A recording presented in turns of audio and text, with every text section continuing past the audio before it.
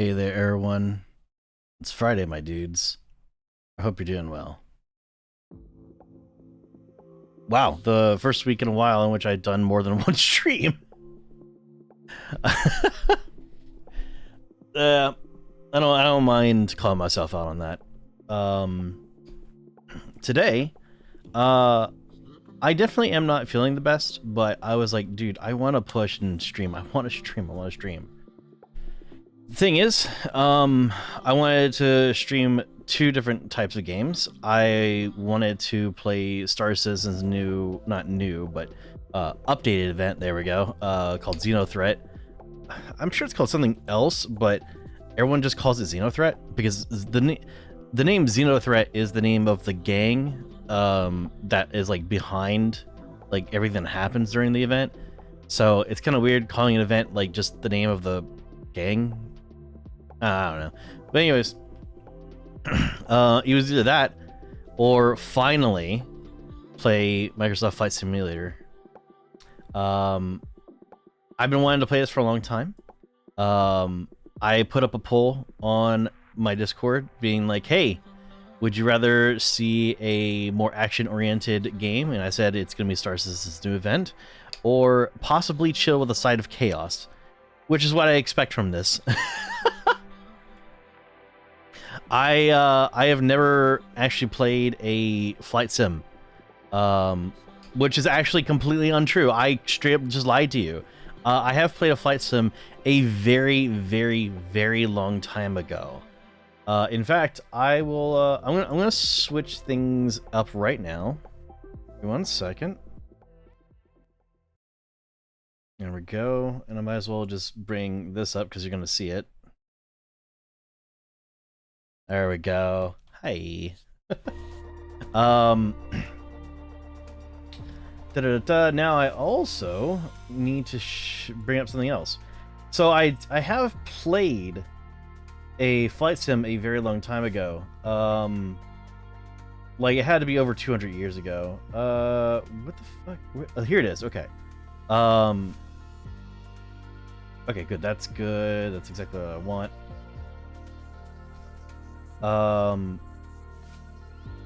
So yeah, I played a flight sim a really long time ago. It wasn't like one of those original like weird DOS ones. It was like one of the first like 3D flight sims. Not one of, I don't know how to explain it because I'm not even sure if it's one of the first, but I would say like one of the best in its day sort of sim, and that is Falcon 4.0, where you basically just fly military aircraft and actually fight in them. The real like what was it called, DCS back in the day? Is it called DCS, right? It's called DCS, right? Yeah, Digital Combat Simulator.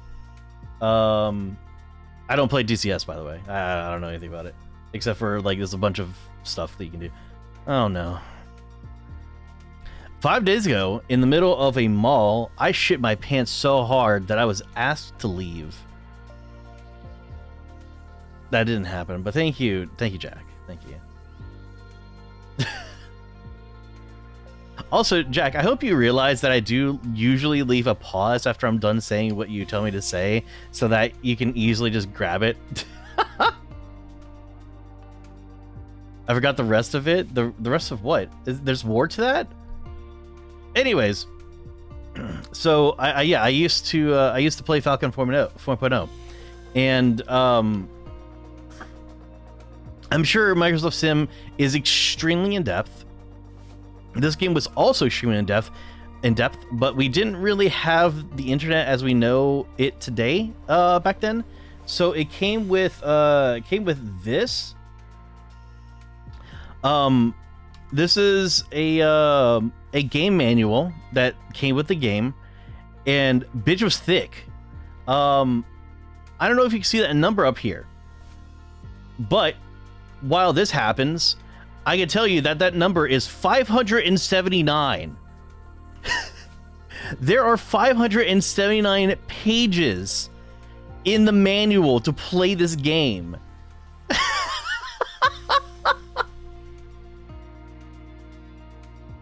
Yup. Oh, I almost made it. There we go. And you know it was a good game because it was made by Microprose. Microprose made some bomb-ass games back in the day, dude. Oh my god.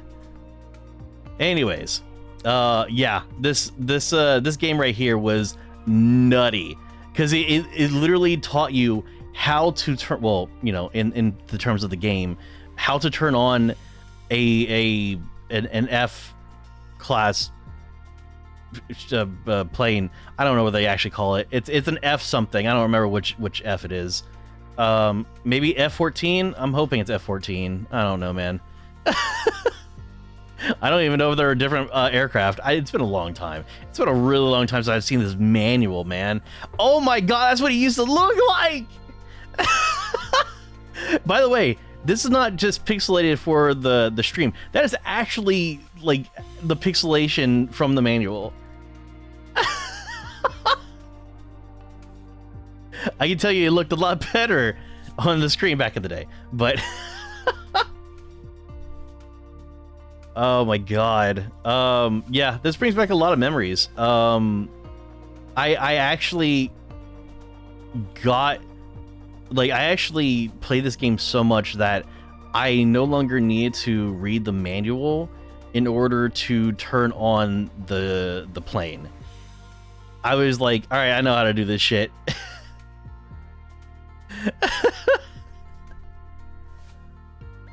I played this game quite a bit. I was never really that great at it. I will be honest, but damn, could I turn it on?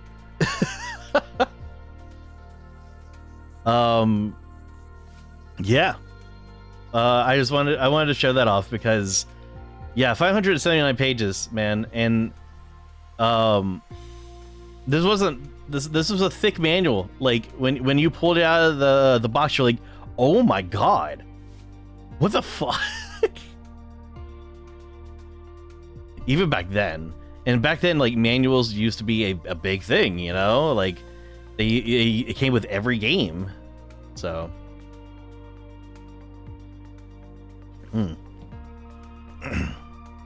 but today we're in Microsoft Flight Simulator 40th anniversary edition. I've been wanting to play this game for a long time. For those who may not know, when I reached like my 30s ish, this is like real life Ryudo here. That mostly me talking. I've talked about this before. I wanted to do aircraft control, like IRL. I got really into it. I was like, yo, this is awesome. I would really love to do this. And then I don't know how true this is, but basically a family member of mine is a pilot, and he's very passionate about just being in that community and everything like that. And there was a time in which he was reposting a post, I believe, from the FAA, who was like, hey, do you want to learn to become ATC? And I was like, oh.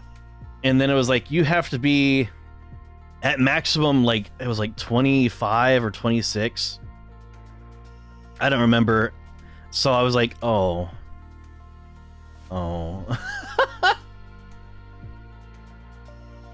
It's not a good idea for me to be ATC anyways. As the years have gone by, I've realized that I have some undiagnosed, like, mental disabilities.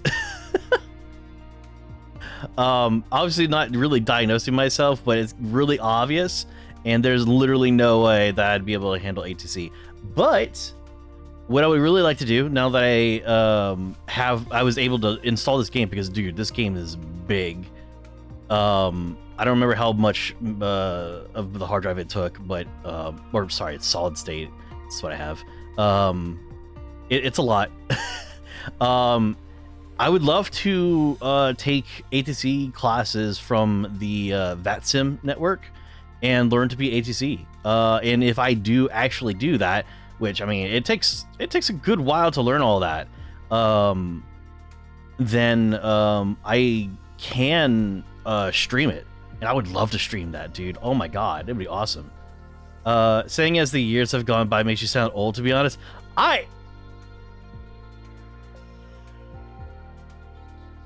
We're gonna leave that conversation alone, Jack. We're gonna leave that conversation alone. So, this is my second time starting up the game. First time I literally just set it up, did the option stuff, and I haven't even been in a plane. I haven't clicked any of these buttons except for this one right here, the marketplace. Which, by the way, hold on, I want to show this real quick. So I was going through this, like, what the fuck? You can spend like a shitload of money on all this stuff. Oh my god, like it's a lot of fucking money if you like want a whole bunch of these things, you know. And then I realized, oh, these are like people who are not like a part of Microsoft that are making these, you know. I didn't realize that. And then I remembered there are actual like companies that all they do is make as accurate as possible models of planes and liveries and stuff for this game. I was like, Jesus Christ, I better not.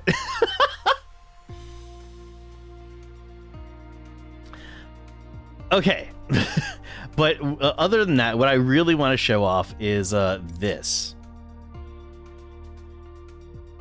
These, I'm assuming all of these are airports that you can buy. Which, by the way, the fact that it kind of like was centered here, while if you zoom in, like, oh shit, well, that wasn't the way I thought it would zoom in. Can you get rid of that? Thank you. It was like centered like here. If I go like center of screen, my guess is this is nowhere near where I live. But the fact that it was like, oh hey, you live in Florida, I'm like, thanks, I guess. But yeah, like there are so many models for like airports. It is unreal. Holy crap. But I'm not entirely sure their quality. There was an airport in Florida that I clicked on because I was clicking on a bunch of them, and I clicked on one and I was looking at their screenshots, and I was like,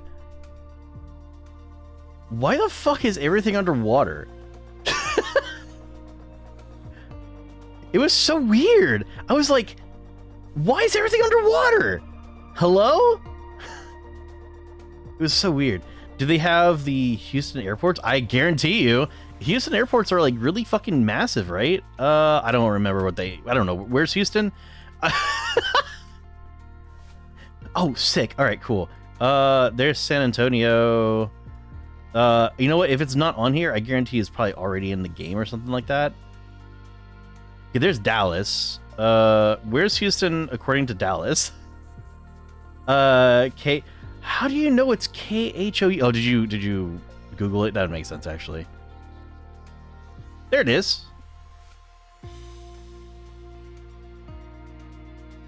Is this already in the game though? I live in Houston. Why wouldn't I know this? Oh, I didn't know you fucking lived in Houston. That's it's cool that you know the code though. I feel like not too many people know the codes of the airports that are around them. Do you do a lot of flying? Or have done a lot of flying? Or are you just like someone who looks at that sort of stuff and goes, huh? That's the name of a news station, that's why. Oh, really? That's weird. That's weird to me. So yeah, there's a lot that you can spend money on, and it is kind of, you can buy landmarks. I'm okay. This is going too far. This is going too far. Oh, there's some free ones. That's kind of cool, actually. Look at that, Texas. Why does it say City Update 3 Texas? Huh? It says Texas, but where?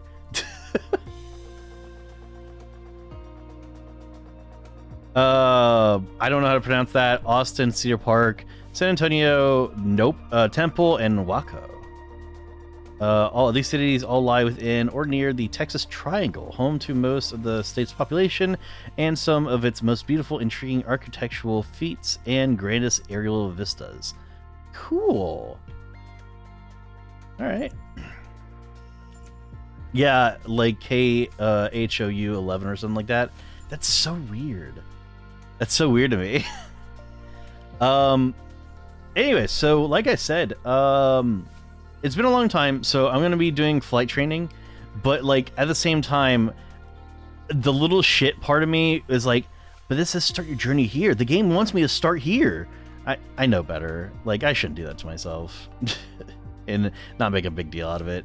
I am curious about this though. Like, why does it say start your whatever here? Core content. What? Does this like kind of just start you off in a place where you can fly around and look at the models? Mount Fuji. It's snowing there. It looks like all these places you have to download. I'm now noticing because of the little icon. Interesting. Okay. Well, Waco. I'm assuming it's Waco. Is said kind of Waco. Did I say Waco earlier? I would assume it's yeah, it's Waco. Okay, cool.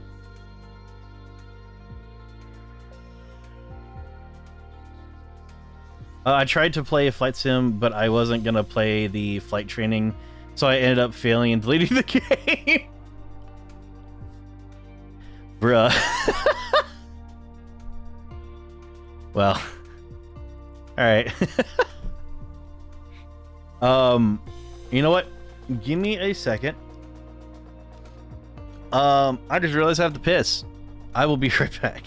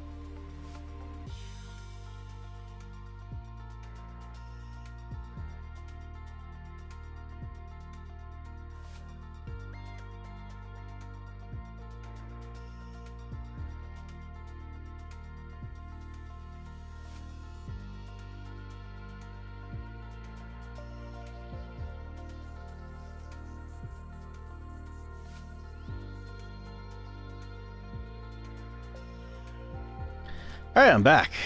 Hello.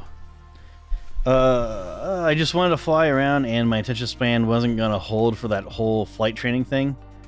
Well, about that. We're gonna be doing flight training, but the only thing I have right now is keyboard and mouse. So this is gonna be very interesting. I don't know how this game handles keyboard and mouse like at all. So I'm assuming it's not good, and I'm probably going to crash. Maybe more than once. I do have sticks with an S, but they are very cheap sticks. One was made a really, really long time ago. which still works, and the other I bought like within the year or last year or so. I have like never used it. I wanted to have both at the same time to do dual sticks in Star Citizen, and then I never did that at all. So, yeah. I'm gonna try keyboard and mouse first, just to see what happens. I'm very curious. So we're gonna do a basic handling. Oh, look at all this! I like the pictures they put for like everything, dude. This entire game looks beautiful. Okay, yeah. Let's start with introduction. We're gonna be coming out of Sedona. I think is how you pronounce that. I guess just flying around Sedona, I would assume. In this first lesson, we will focus on the basic simulator controls that will help you manipulate your aircraft, adjust camera position both inside and outside the cockpit, interact with instruments, and open the toolbar menu. Opening the toolbar menu during flight. Oh, okay. It's just telling you like information about the aircraft, which is a Textron Aviation Cessna 152. Okay. And looks like it might be cloudy, I would assume. That's what it says. Okay. Ooh, you know what? I just thought about something. I want to check a button on this real quick. Oh, that's all that button is. Okay. It's not like... Okay.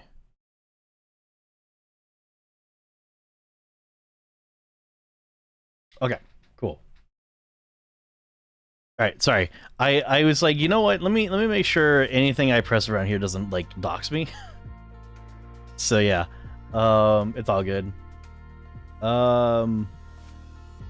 Let's try it. I'm excited.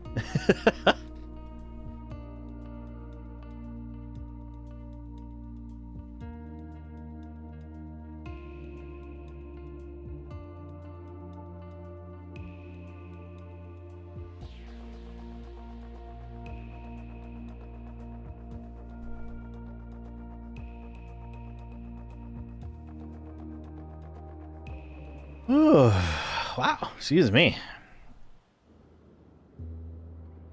Oh, I was just about to take off my glasses to fix some things, but... Oh, wait. Oh, okay, cool. I have to press the button to continue, so I can do that real quick.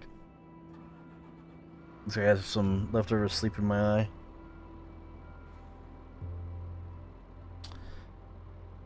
eye. Okay, cool. Ready to fly. Welcome to Sedona. I'm Captain Jess Molina, and I'll be your instructor. For this lesson, we're going to start on the ground and focus on some basic concepts. Yee. Fundamentals every pilot needs to know before hitting the skies. This is your plane. A classic. The Cessna 152. Take a look around it. Oh, can I just, like, use my mouse? In the simulator, I can. anytime you want, you can easily switch to cursor mode. The cursor is handy for interacting with menus and cockpit controls or instruments. As you can see, activating the cursor also displays the toolbar. The toolbar is a quick access menu that allows you to control various aspects of the simulation. Try to find and open the basic controls panel. You said something about the toolbar. I'm assuming all of this is the toolbar, but like, or is it this? Okay, cool. That wasn't very apparent. This symbol looks exactly like a symbol from like another game that I've played, where like whenever you move the camera too much to one side, it like brings up the symbol. So that's why I was like, what the fuck? What happened to that guy? He doesn't exist in this universe anymore. This is about the amount of scuff as I expected from this game. Anyways. The basic controls panel is a useful reminder of the button layout No of the entries devices you're currently using. Now try to find and open the camera panel in the toolbar. The camera panel allows you to access the various views and camera modes of the simulation.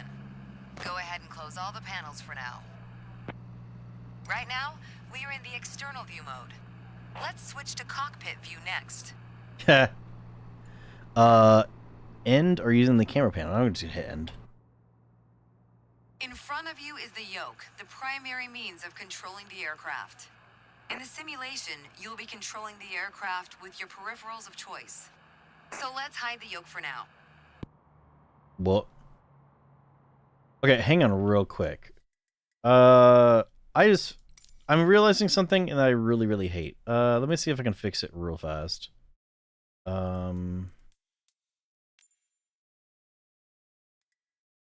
Probably not. What's developer mode? No, I don't care about that. You know what? The fuck is touch pointer? No. Yeah, I think I will look into this another time. Flight captain Rio ready for no crashing. You're putting way too much way too much faith in me.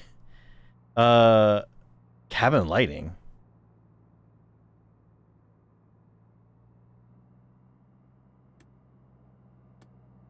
Pilot heat, what?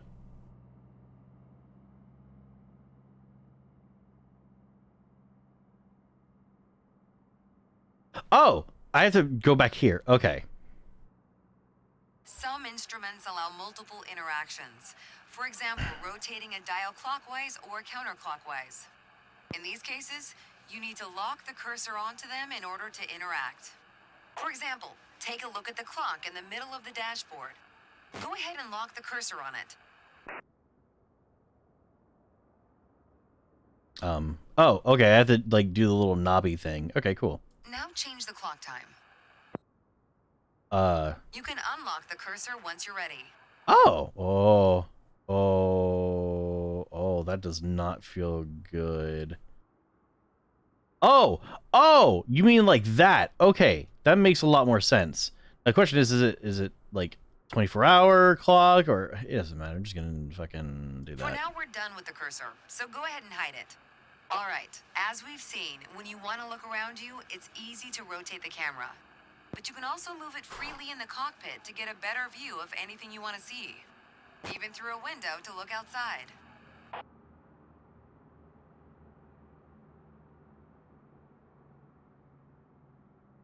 It is really cool. It's about what I would expect to see from, like, I can turn my head 360 degrees and more. What is that? Okay. What is that? What are those? What's this? That reading? And what the hell is that thing? Oh. So I have to actually, like, do Pro this? tip. Once you find a camera position you like, you can save a shortcut to easily get back to that view anytime. Oh, that's actually kind of sick. I didn't know that's what they meant. Oh.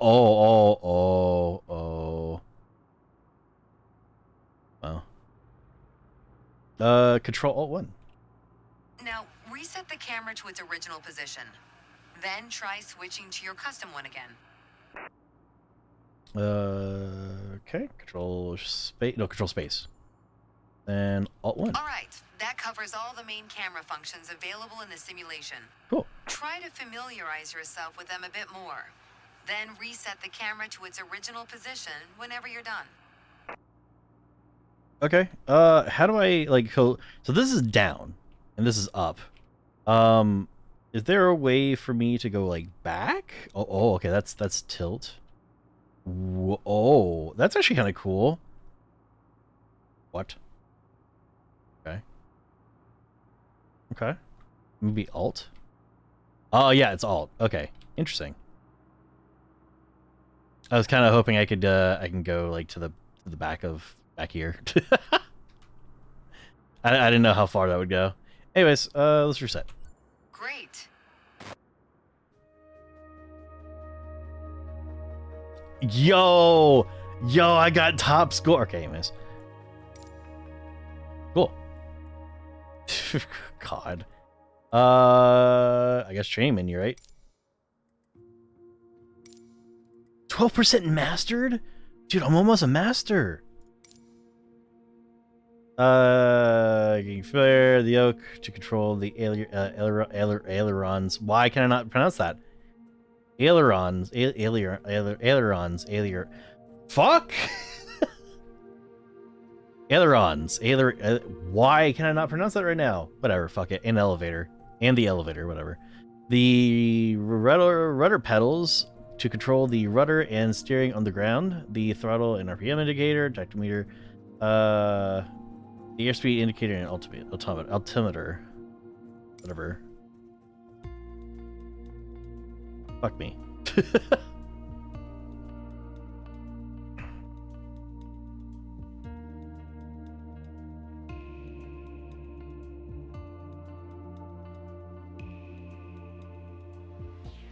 Oh shit, we're already here. Okay, shit.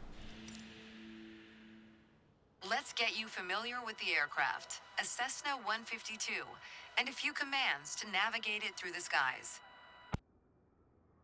In front of you is the yoke. The yoke is like a steering wheel, more or less. You? Turn it left or right to control the ailerons and bank the aircraft into turns. Look at the trailing edge of the wings while turning the yoke to see the effect on the ailerons. Okay. Look at the end of the wings by using shift down. Oh, it just told me. Okay, got it. Move the aileron. God, fuck me. 4 and 6. Okay. Could you move your icon out of the way? Thank you. Okay. Cool. Now, the difference between the yoke and a steering wheel is you can pull or push on the yoke. This controls the elevator at the back of the aircraft to make it climb or descend. Look at the horizontal stabilizer while you pull on the yoke. You can see how it affects the elevator. 2 is a 2. Yeah, 2 and 8. That's what I figured. Nice. Neat. Down at your feet are the rudder pedals. They steer the aircraft when you're on the ground. The upper part of the pedals also control your brakes. Yeah, In the air, they control the rudder at the end of the vertical stabilizer to yaw the aircraft. This is mostly for small corrections, that back for there, right? coordinating turns or compensating for a plane's tendency to pull left during takeoffs and climbs. Look at the vertical tail while operating the pedals to see the effect on the rudder. So is that gonna be like? Oh, number 0 and enter. All right, dude. Using the numpad brings me back. They really do. Last but not least, the throttle is located near the center of the cockpit. Pushing forward will increase power. Pulling back will decrease power. First, look at the throttle and select it. Keep it selected and push it forward to increase power. 100%. Power is increased. Now, pull it back to decrease power. All right, now we're going too fast. Power is decreased. Now we'll do the same without focusing on it. Deselect the throttle. Look away from the throttle and increase power. F3?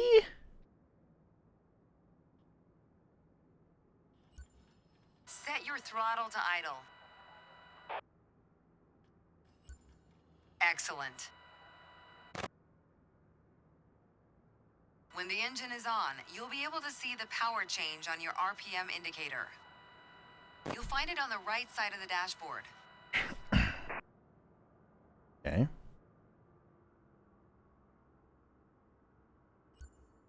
This tells you how fast the engine is spinning in hundreds of revolutions per minute. Oh, not thousands? Next, take a look at your current speed on the airspeed indicator. It's on the left in the main instrument panel. It measures the speed in knots. To check your altitude, look to the altimeter. It's on the right side of the main instrument panel. The altimeter has 3 hands, similar Altimeter. to a clock. The long, thick pointer indicates 100-foot intervals. The short, thick one is 1,000-foot intervals. And the long, Oh. thin one, 10,000-foot intervals. Okay. That's all for today. Next time, we'll see how it feels in the air. Oh. Oh boy. It's time to fuck up. Okay, so we're finally gonna be taken off from Sedona Oak Creek Airport. We'll be pitching up and down and doing some turns. Okay. Looks like it's pretty gonna be like fairly easy.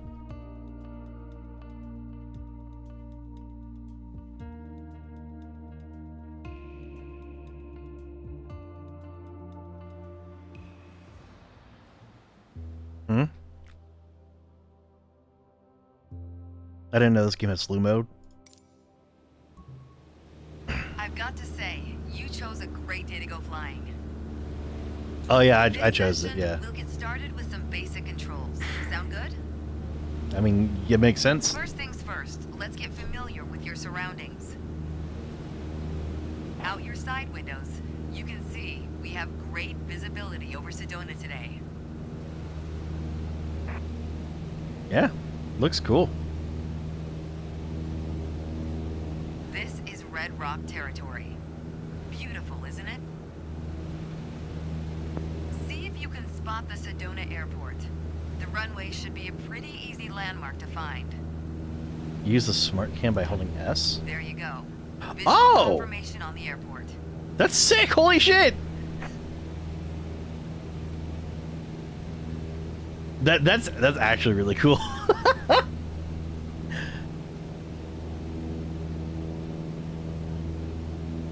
Let's look at the airport again.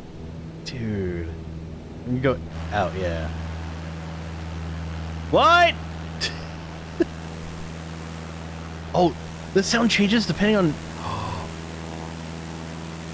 The sound changes depending on like which direction you're like looking at the aircraft. That's sick. Oh my god, that's so cool. What the fuck? Okay, alright. I was gonna do something else and I don't remember what I was gonna do. So, fuck. Oh, right, sound. That was very loud. We already talked about basic controls while we were on the ground. Time to see how it all feels in the air. The aircraft is currently set to a cruise attitude, the position it should be in for regular flight. Alright, now let's try banking into a turn by moving the yoke. I'll go first. Okay.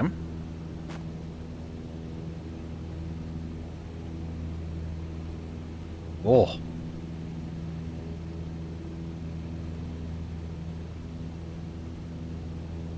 I didn't expect that like much of a turn. As a general rule, you Or always want to keep your whatever. turns under 30 degrees. Okay. Makes sense. You can't be doing flips and shit. Go ahead and try rolling to the right. Okay, and if I remember You have correctly... controls. Okay, dokie. I am Turn right. immediately Join the city of Sedona. going down. I don't know why. Why? Oh, because it... Oh. Make sure any control movements are soft and gentle. Okay. Yeah, As we using climb keyboard and mouse towards is... Sedona, let's try climbing up and down. I can't talk. Gently pull on the yoke to climb. Give it a try.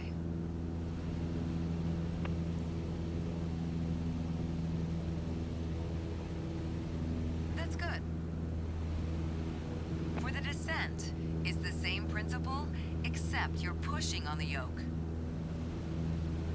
Go ahead, gently pitch down.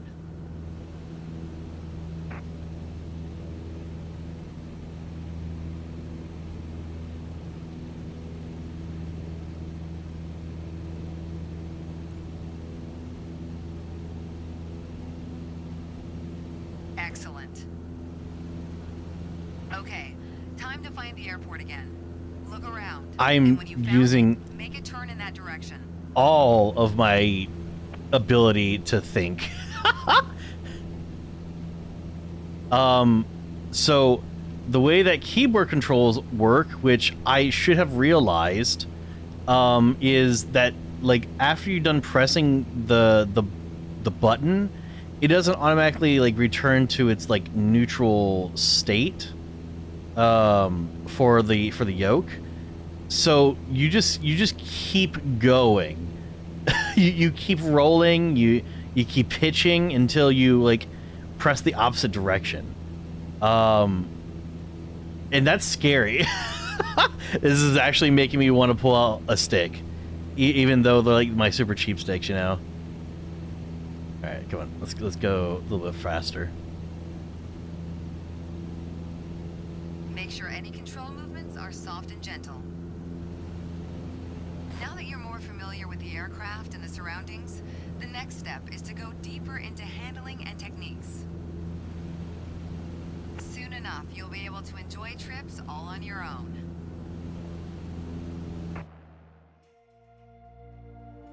Oh, what?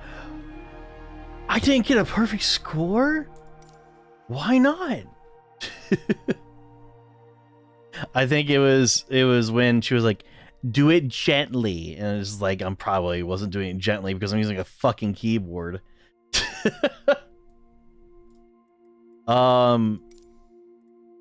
So with that knowledge, do I want to just say fucking get a stick out?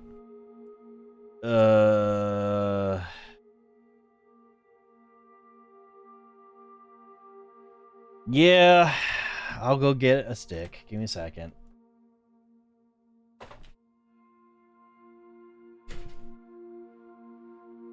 Easy stick, or easier to get sick, or the harder to get sick? Let's go easy. Thing is, I gotta also de-disgustingify these joysticks, so I'm gonna have to go AFK for a little bit. Ew. I haven't touched these sticks in a long time. Wow, that's disgusting. I will be right back to clean my sticks. Yeah, hopefully it won't take too long. It shouldn't.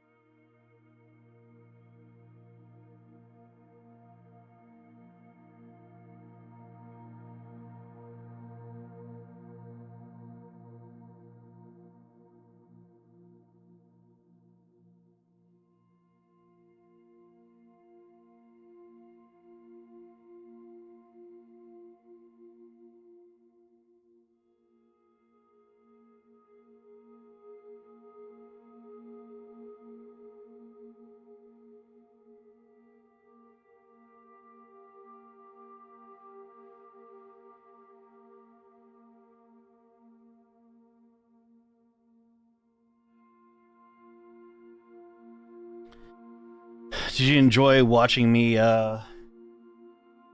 freak the fuck out for a little bit there? So I went out and used the compressed air on it for a little bit. That definitely did not do well. It caught like the big stuff off, but I'm hitting it up with a wipe, one of those disinfectant wipes, you know. It is nasty. So the one that was easy to get to was the newer one that I had bought about a year or so ago. I had looked up like what's a really good, like cheaper kind of joystick. And a lot of people were saying a lot of people were saying that their opinion was for an extreme budget joystick is the I almost called it Cytec. Oh my god. Logitech Extreme 3D Pro. So that's what I have. I believe I've tried it once. I don't like how the top of it feels, like, at all. It's, I don't know, there's something about it I don't like very much. But overall, it's a nice joystick, a nice looking joystick. I think I'm probably gonna redo that last mission to make sure I don't fuck up the next mission. Yes, I definitely did. Yeah, I figured you would, Jack. I figured you would. Should I clean this too? Nah, I'm just gonna rub it on my shirt. Talking about the end of the USB. There we go. Doesn't feel nasty as shit.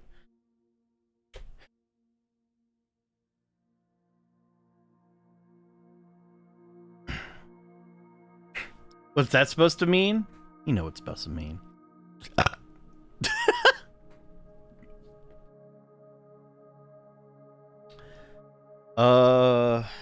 Is it dry now? Bless me, I didn't sneeze. That was mostly a joke, by the way. Thank you. Close enough. Comes out basically the same area of the body. All right. I'm gonna plug this in. This is probably gonna make a noise. This is my computer, not yours. Yep, that was mine. All right. Let me. It sounds like it doesn't need to like set anything up, which is good. It's not like a whole bunch of noise happening. However, I do want to be sure that it's calibrated, because this thing hasn't been calibrated for a very long time. There we go. Settings. Yes. Properties. Yes. Okay. Settings. Calibrate. Alrighty.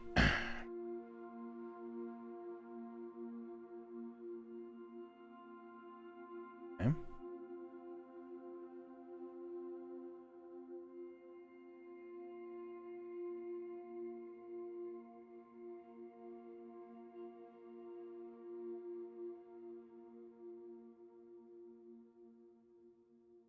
Okay. Ooh. That's one thing I don't like about these cheap joysticks is like certain rotations, usually zero rotation, isn't very stable. So it's like it's always moving around. Which gives me anxiety, especially when I'm doing a flight sim. Okay, finish. Let's make sure all the buttons work.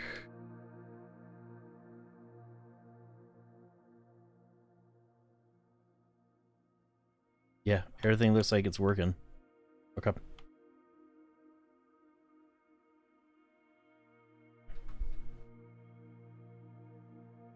right, cool. I'm going to should I do this one now that I'm using a joystick? Well, actually, hold on. Do I have to restart or anything? That's actually a good question. Huh? Yes.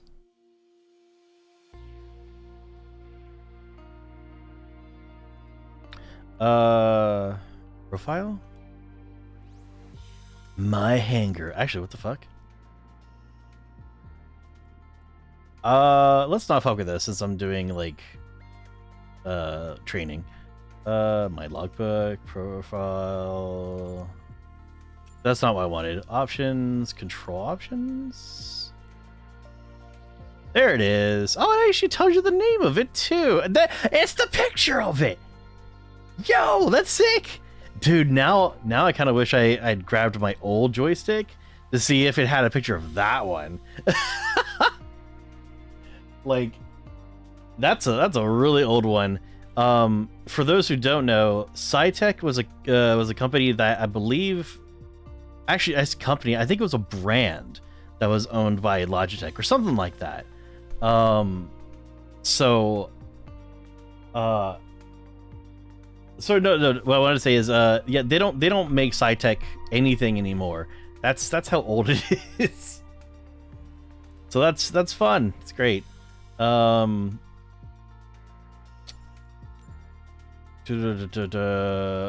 management throttle. Does it show? Oh, okay. This is wrong. I want to reverse it. Huh? Yeah, sure, whatever. Perfect. This is what I want. Stop shrimping. Fine. Hi, pilot. How you doing?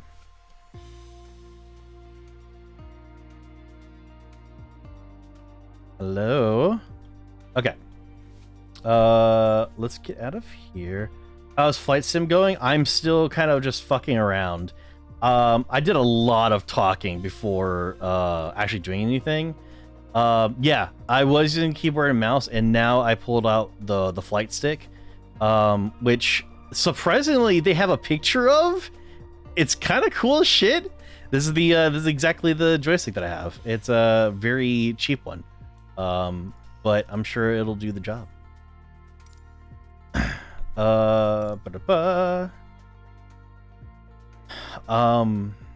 Yeah.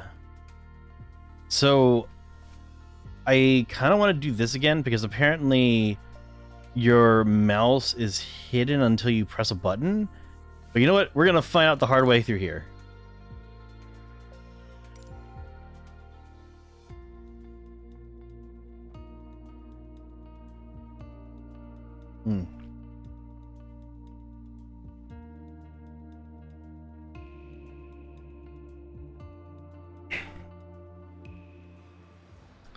So we've already done this one, but I haven't done it with the flight stick.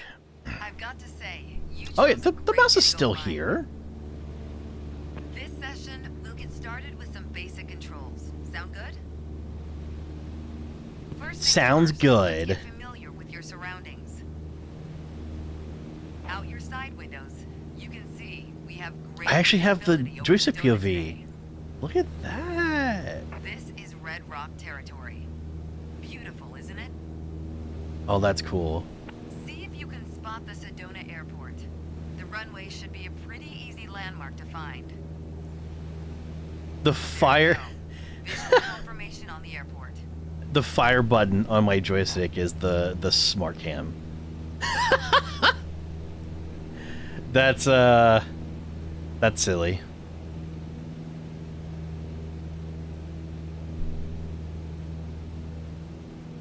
Do not open window above 143 knots. Yeah, that sounds about right.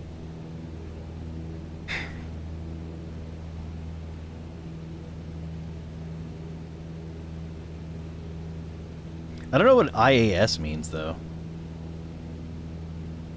Oh, I can zoom in? Oh, yeah, look at that.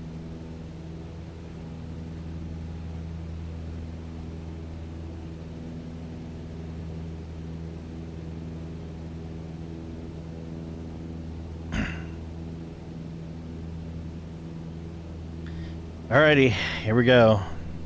We already talked about basic controls while we were on the ground. Time to see how it all feels in the air. The aircraft is currently set to a cruise attitude, the position it should be in for regular flight. Okay. All right, now let's Oh, that's try right. banking They're into gonna a turn do that by first. moving the yoke. I'll go first.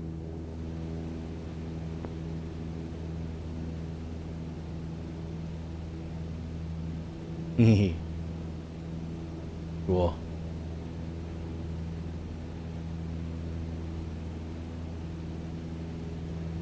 As a general rule, you always want to keep your turns under 30 degrees.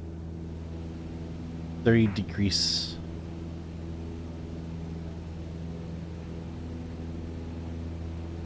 Go ahead and try rolling to the right. You have controls. Whoa. Turn right, toward the city of Sedona.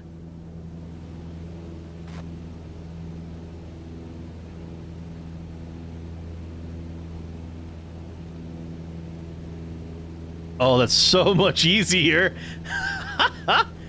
Excellent. That's so much towards easier. Sedona, let's try climbing up and down. Gently pull on the yoke to climb. Give it a try.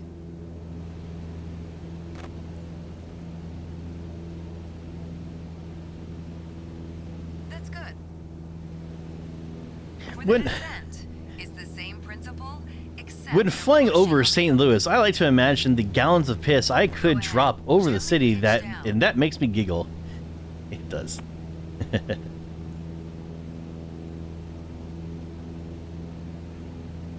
That's good. Okay, time to find the airport again. Look around, and when you found it, make a turn in that direction. I know which way it is.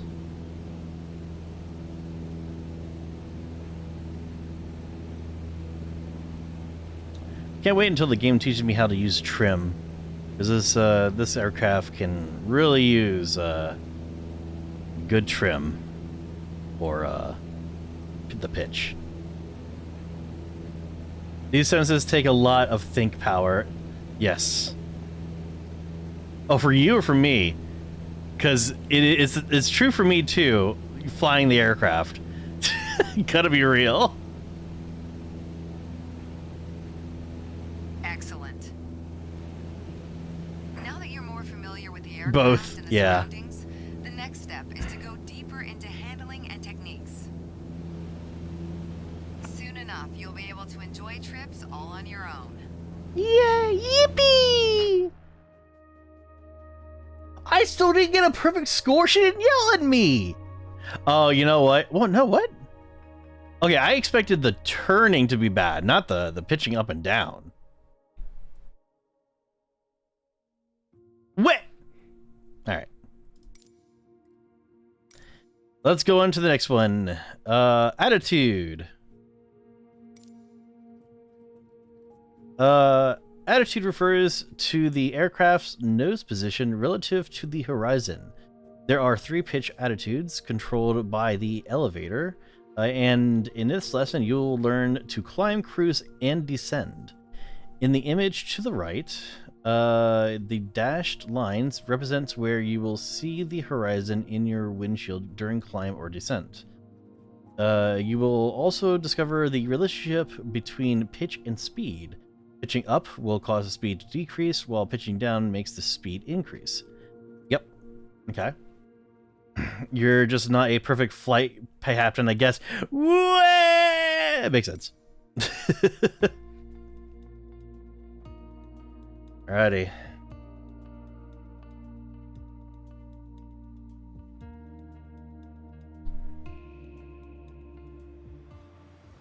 Ready to fly.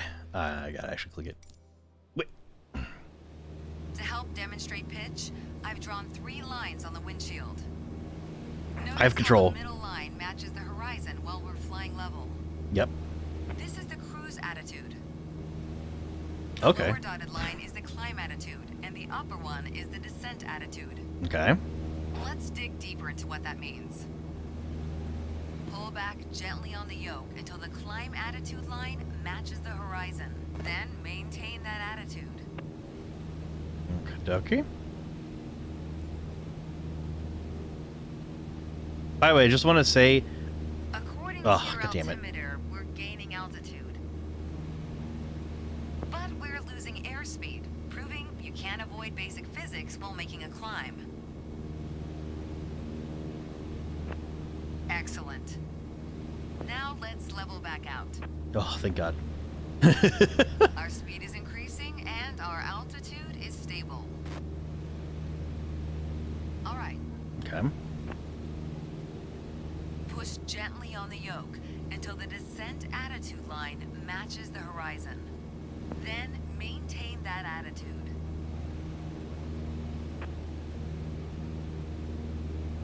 By the way, I'm not actually pushing down at all. I'm letting the plane just pitch down. Oh! Oh! It's actually going... Okay, cool. Let's talk about that later. As expected, with a nose-down attitude, our altitude is decreasing, while our speed is picking up. Great. Makes sense, makes sense. Okay, bring us back to level flight. Now your speed is decreasing and your altitude is stable. That's good. That was excellent. Being able to maintain a precise and stable attitude is key to performing all types of maneuvers.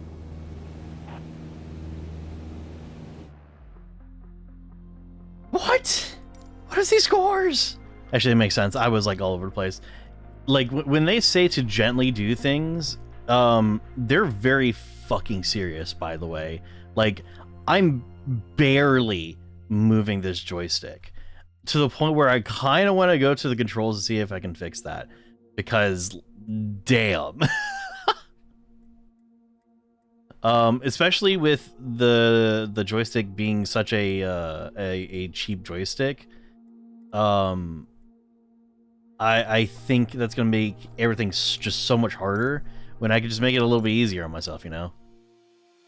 So let me go see if I can quickly do that. I don't want to spend too much time on it. Sensitivity? What the fuck is this? Oh no. I don't know what any of this means. Oh no. This isn't good. Well, it's not like you get graded when you just fly around. Hopefully. Oh, good lord. Okay, so I know what the X, Y, Z, and slider X is. I know what all this is. But, like... why is there a dead zone for the slider? That doesn't seem right. Anyways. If I press reset, like, do this, then press reset. Uh-oh. Yeah, that's what I was afraid of. We are gonna say dead zone at like 10%. And I do want dead zones for these. The fact that these don't have dead zones is scary. Let's put these to 5. I don't know what these mean exactly.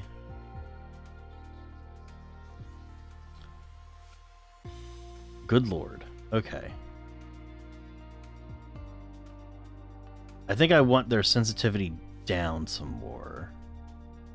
So we're gonna go 70 across the board, fly, and see how that feels. Because I want this to be not as sensitive, like nowhere near as sensitive. Wait, what am I doing? Hold on. I made a mistake. Give me a second. I'm so sorry. You're right. By you're right, I mean I'm right.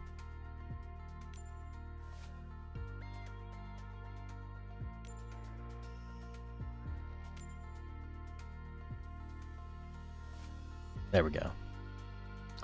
I don't know what extremity dead zone means. I don't know what neutral is. Well, that's weird. Oh, you know what neutral is like? Okay, so if your dead center is off, you can change that. Okay, that makes sense actually. That's actually really cool. Okay, I actually really like that. I don't know what extremity dead zone is. Oh, good lord.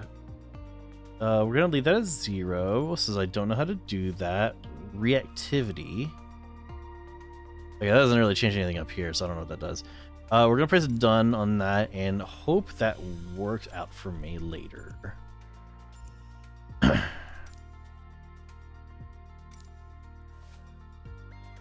not gonna do that again. We're gonna go turns roll. Just using the ailerons and rudder. Okay.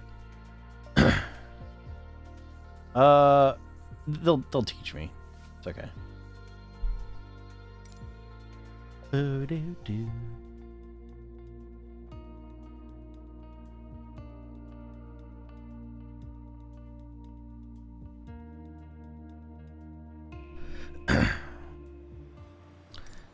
Alright, lady, help me out. For this lesson, we're going to use a line drawn on the windshield to indicate the crew's attitude. This already feels like I've so much also better. added another dotted line to help you bank properly for left turns. Gently move the yoke to the left until the dotted line matches up with the horizon. Then maintain that bank.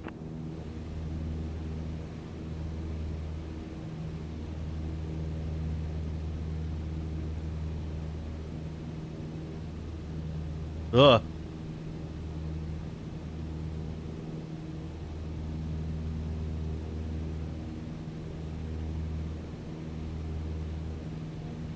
Excellent.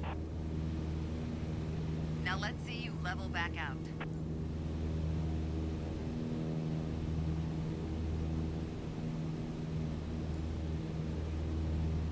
Cool. Alright. Alright, alright. For the next step, turning to the right, let's see how you do on your own without any markings. At the top of your attitude indicator, there's a series of notches representing 10 degrees each. Oh! Rule, you always want to keep your turns under 30 degrees. Okay. Start banking right until you're lined up with the second notch to the right on the attitude indicator. Then maintain that 20-degree bank while remaining at the same altitude until I ask you to stop. Okay. That makes so much sense, bro. Right about there.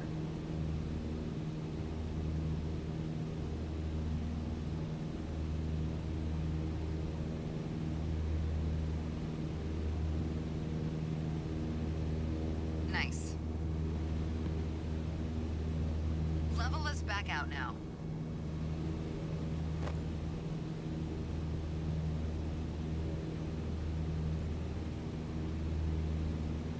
Great. Thank you. Wow, great job. Thank you.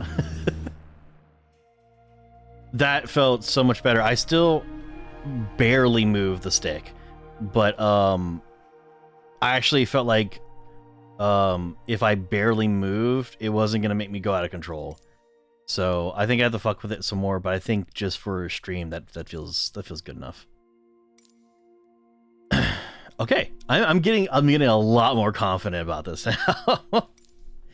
So this is where things are probably not gonna go well.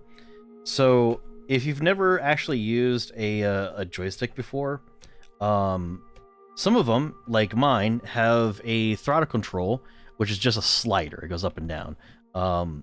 Thing is, a lot of games, at least the ones that I've played, their neutral is in the center of the throttle, which is not great. Actually, you know what? That reminds me. I think I saw. Let's go back to main menu. I think I remember looking at the slider thing and being like, "That looks fine," but now that I'm thinking about it, maybe it's not fine, or maybe it is. Let's look at that real quick, just real fast. Okay, it actually might be okay. What? Oh, that's right. It changed. I changed it in settings. It's fine. Hopefully, maybe. Hold on. Yeah, it's showing fine here. Okay, cool. All right, so maybe I'm thinking too much into this. Let's see what happens. Blah, flight training. Sorry about all this. I'm just hoping this goes well. Because if 0 throttle is in the middle, this is not good, because there is no like indication as to like what middle is on these sliders. Rita, the think too much tuber. Wow, thanks. I guess. Let's talk about the throttle. If you have the need for speed, then the throttle's for you. Full control over the power output of the engine. In the Cessna 152, that relates directly to the RPM displayed on the tachometer. Right, right. Pull back on the throttle to reduce RPM to 1800.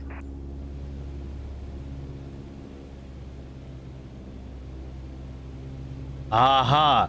So... God damn it. So, not what I was talking about before, but... That's so weird. Why would it show this the way that it is, but it's opposite in the actual aircraft? That's annoying. Apply and save. Okay. Look how your speed and altitude are also decreasing.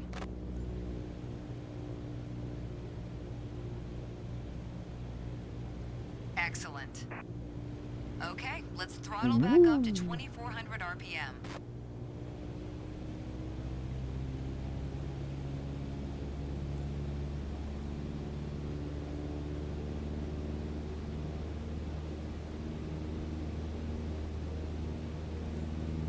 There we go. Your speed is increasing now. As long as you maintain the same attitude, your altitude will keep climbing as well. I mean, Nice. Yes, but no. That was Not gonna worry about it. excellent. With piston planes like this Cessna, it's common to have Piston power what? targets defined in RPM.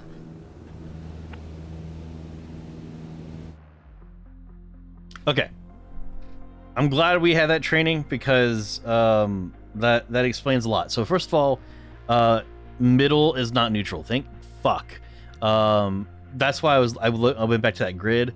But also, even though like the settings show differently, I had to unreverse it to make it work correctly. I don't know. That's just as weird. All right, cool. That felt great too. So let's keep going. Straight and level flight.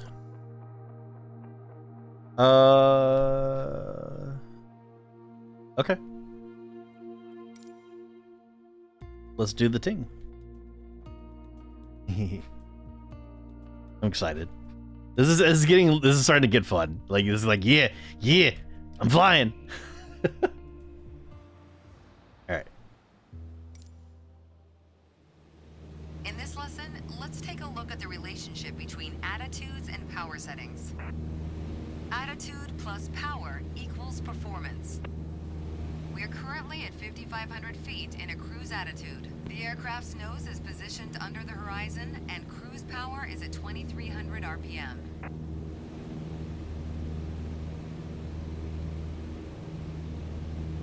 Try to reduce power to 2,000 RPM while maintaining 5,500 feet. Okay.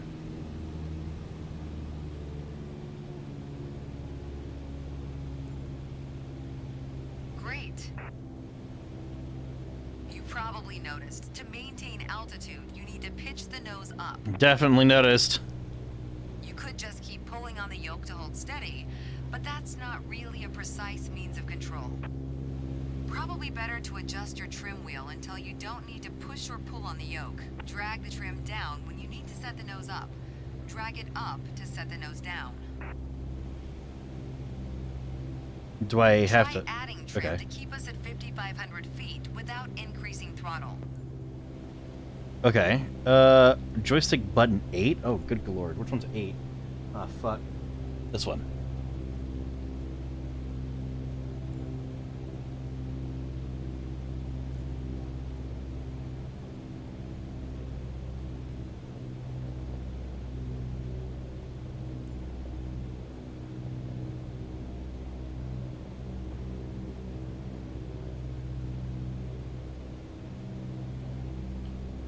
I'm guessing that 7 is the one that makes it go the other way.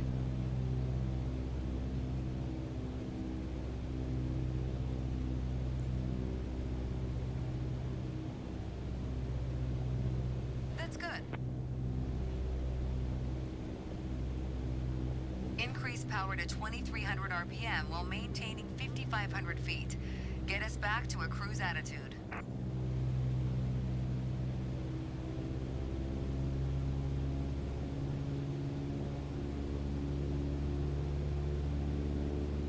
Yeah, I have to hold it. I have to push forward. Excellent. I'll have to push forward a lot. Adjust the trim. Okay. So it is 7. That's good.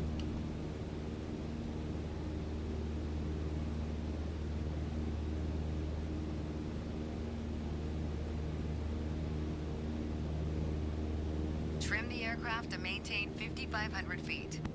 Yeah, that's my bad. I need to go back down.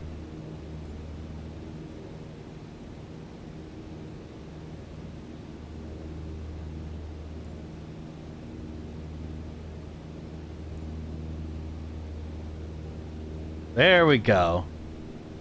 Oh. There we go. All right. Wow, great job. Okay, cool. The way I was taught, when you adjust the trim, you make course changes at first to remove pressure on the yoke.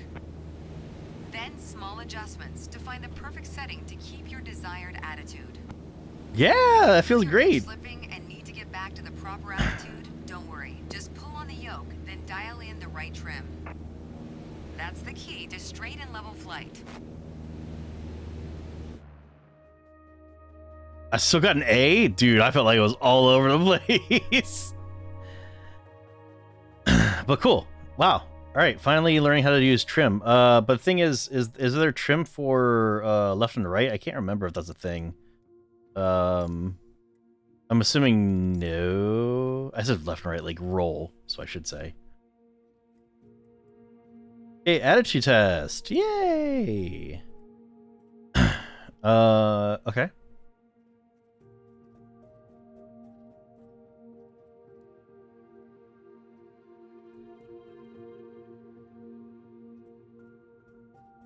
Let's try it.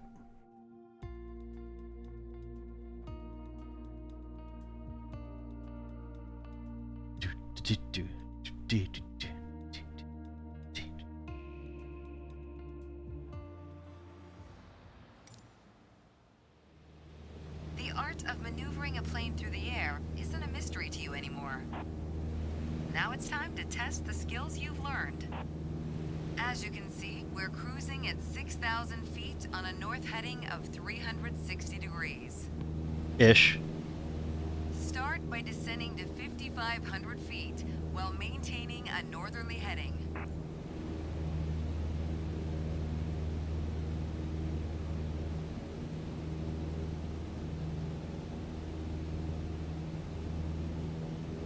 While descending, reduce throttle to avoid overspeed.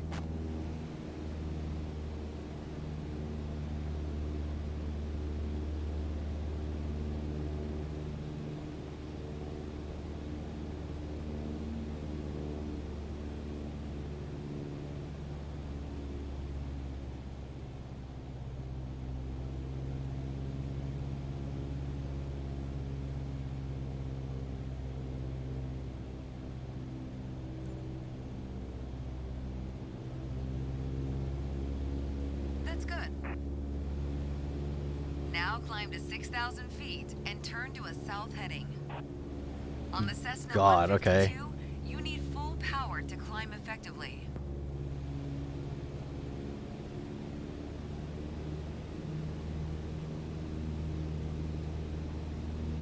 You put your plane in a dangerous situation. I did? The fuck what I did? Did I do? Now climb to 6,000 feet and turn to a south heading. On the Cessna 152, you need full power to climb effectively. Alright, so just put full power? You put your plane in a dangerous situation. What the fuck's happening? Now climb to 6,000 feet and turn to a south heading. On the Cessna 152, you need full power to climb effectively. You put your plane in a dangerous situation. Okay, so I actually have no idea what the fuck I'm doing. Now climb to Like, what am I doing 6,000 wrong feet here? and turn to a south heading. Let's just try Cessna 152, 6,000 you need first. full power to climb effectively. All right. Climb to 6,000. That's what I'll do first.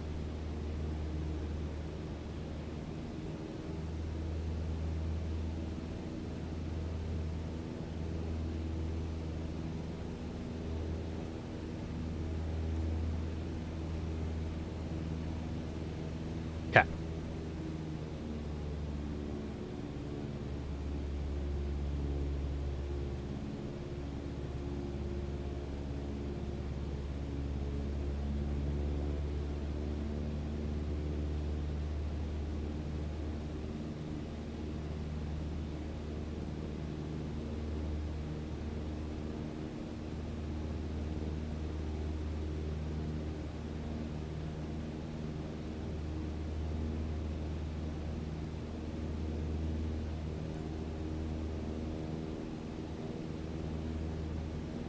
Nice. All right. All right, next exercise. They didn't want me to climb and turn at the same Maintain time. your heading of 180 degrees. Stay at 6,000 feet and adjust your airspeed to 80 knots.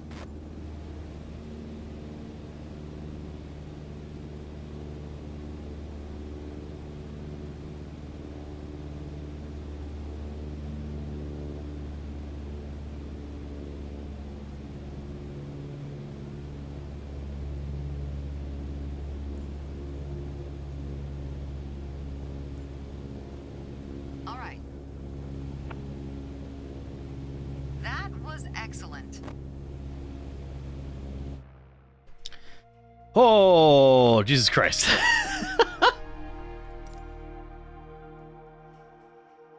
I don't see how raising altitude while turning is a dangerous situation, but I'm also not a pilot. They told me to do both, so I was like, okay, I'll do both at the same time. They didn't say not to do it at the same time. So I don't know what's going on with that. Is whatever.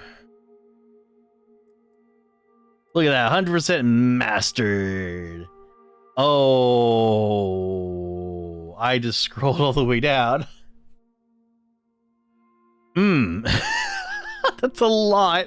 I honestly did not know it was that much. Holy shit. Okay.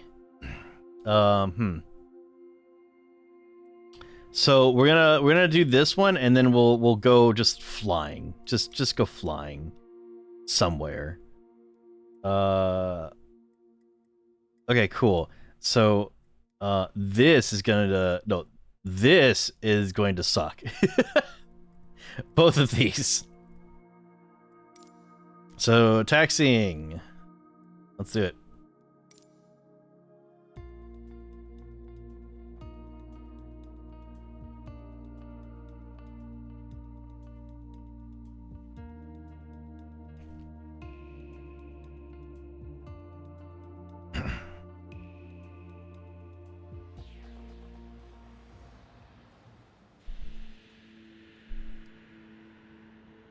Alrighty. Let's take a moment to talk about taxiing. Taxiing refers to moving the aircraft on the ground under its own power. In particular, getting from the ramp out to the hold short point on the edge of the runway. Steering on the ground is managed through the rudder pedals. That's right, unlike driving a car, we turn by using our feet. Okay, ready? With the throttle idle, release your parking brake. Button 11. Okay. Now, gently increase throttle to get the aircraft moving.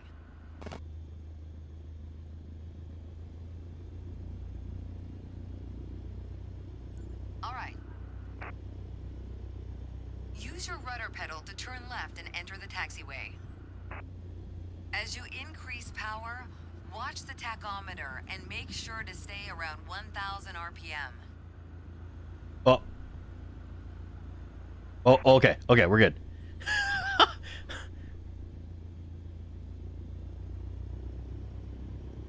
Ooh. Keeping the plane moving is a little hard. Gonna be real.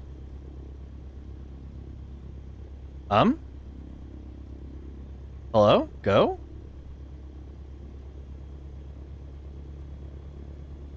Why are we not going?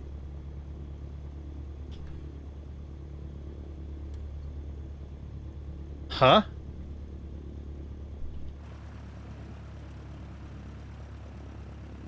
Question mark?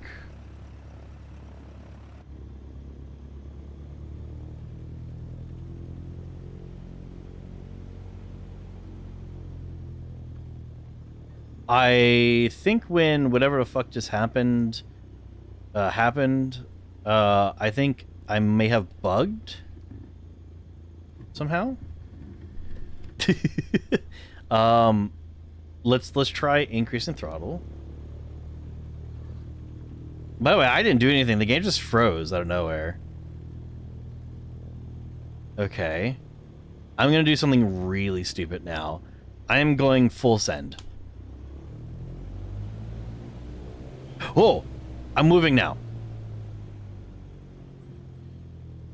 Maybe it was a rock.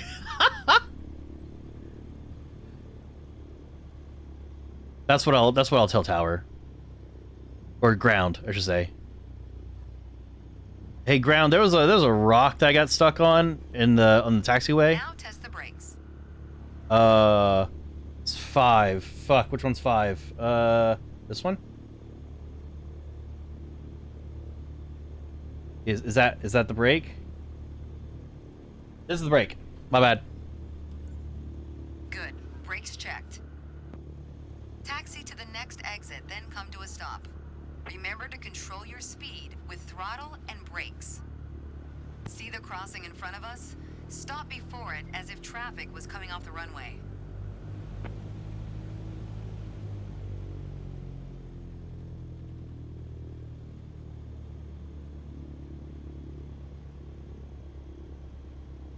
Don't know why the aircraft is so bumpy right now. Why are you stopping? Don't stop. Why? Hello?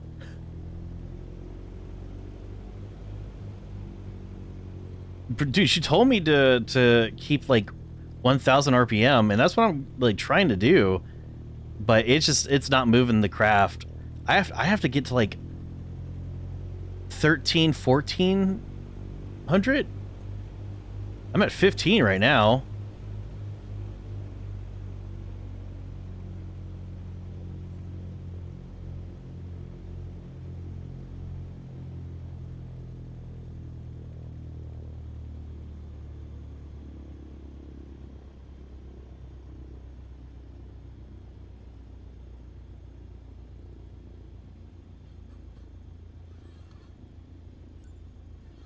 Yep.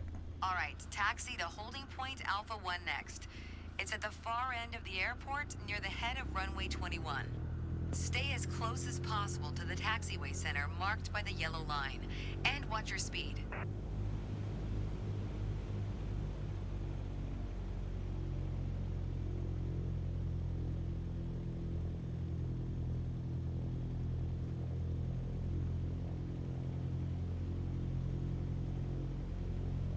Let's see how center we are. We're not.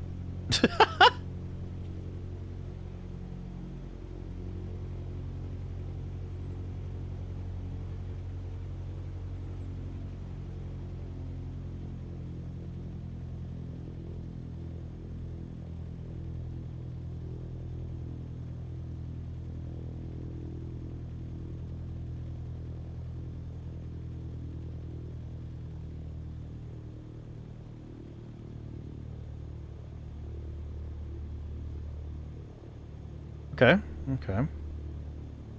Everything's going smooth. After the right turn, come to a stop before the hold short point and prep for takeoff. Yep.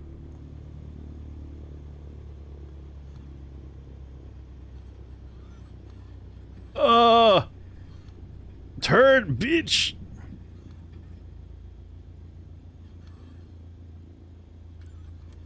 You mastered that lesson.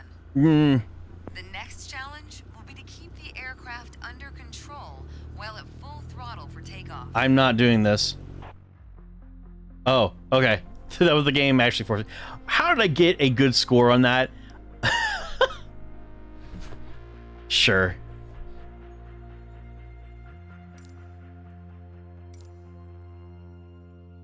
Wait, no, not basic. There we go.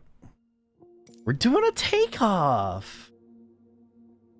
So we need to accelerate to around 55 knots before pitching up to takeoff.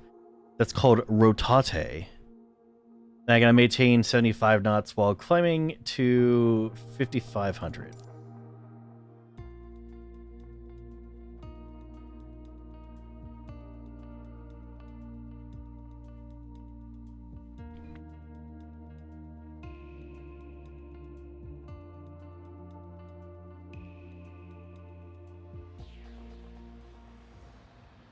Ooh, we're getting an overview. That runway looks like shit. Oh, it looks so much better up close, though. There's an old saying I like. A mile of road will take you a mile. A mile of runway will take you anywhere. Okay. Taking off isn't hard, but there are a few key points to remember. First, we always take off into the wind, which won't be an issue on a calm day like today. Second, before we enter a runway, we always make sure it's clear. Check to the right to see if a vehicle is on the runway, and to the left to make sure no other planes are approaching. Okay. I don't see anything, but I do not have great visibility. I'm gonna be real. Everything looks good, no cross traffic. Go ahead and taxi into position. Now slowly taxi onto the runway and align the plane with the center line. Then stop your plane just after the number 21.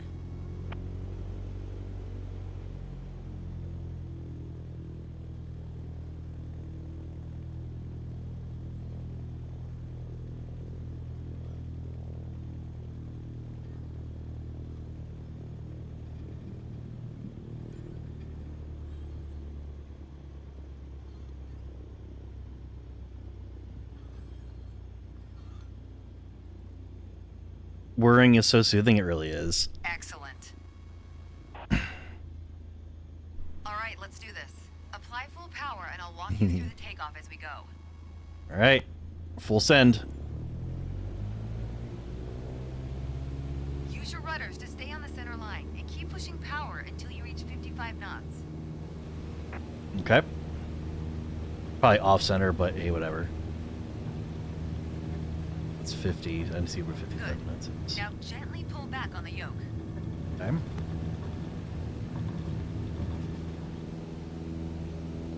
There we go. Pull back on the yoke to take off. And we're airborne.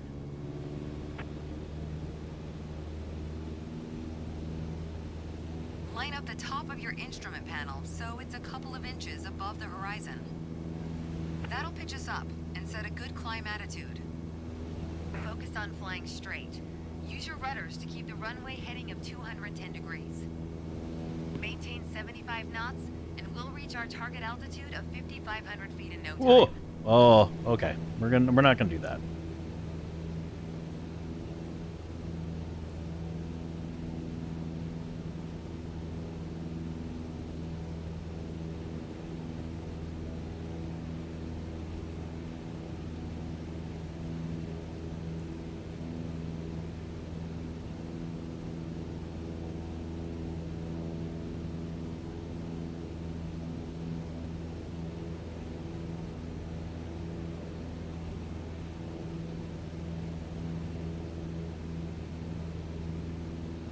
Maintain 75 knots and climb to 5,500 feet. I'm trying. Okay, 5,500 feet. You've reached your target altitude. Good job. Thank you. Oh, yeah, I expected this, honestly.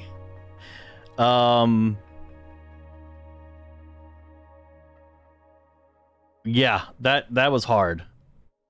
That was quite hard.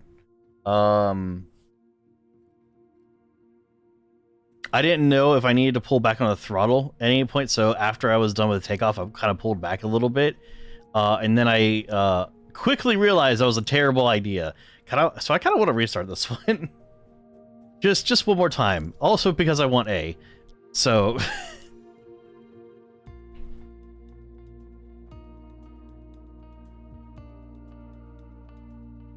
this will help me understand it a little bit more too. There's an old saying I like.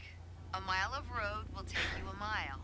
A mile of runway will take you Oh anywhere. wow, that's kind of cool. Taking off isn't hard, but there are a few key points to remember. First, we always take off into the wind, which won't be an issue on a calm day like today. Second, before we enter a runway, we always make sure it's clear. Check to the right to see if a vehicle is on the runway, and to the left to make sure no other planes are approaching. Everything looks good. Hey, where do these trees come from? Go ahead and taxi into position. Now slowly taxi onto the runway and align the plane with the center line. Then stop your plane just after the number 21.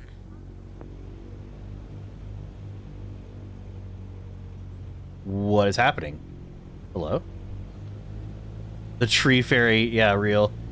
Hello? Why am I not moving?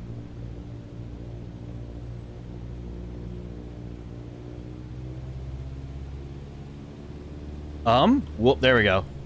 Also, I'm going right. Okay, things are definitely not okay. I don't know what's going on. The damn rocks, real shit. It really is the damn rocks again. What the fuck is going on?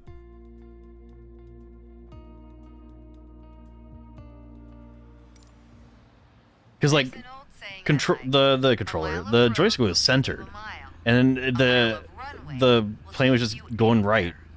Taking off isn't hard, but there are a few key points to remember. First, we always take off into the wind, which won't be an issue on a calm day like today. Second, before we enter a runway, we always make sure it's clear. Check to the right to see if a vehicle is on the runway, and to the left to make sure no other planes are approaching.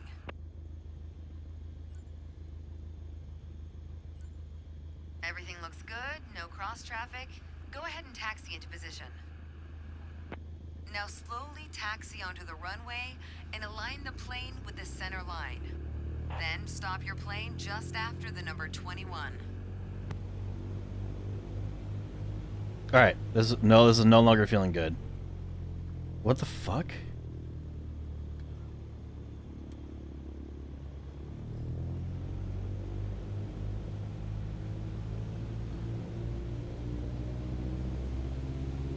Yeah, I have to really push the engine. Position the plane for takeoff. I'm trying. Why are we going right? Why are we going right? You know what? We're going right.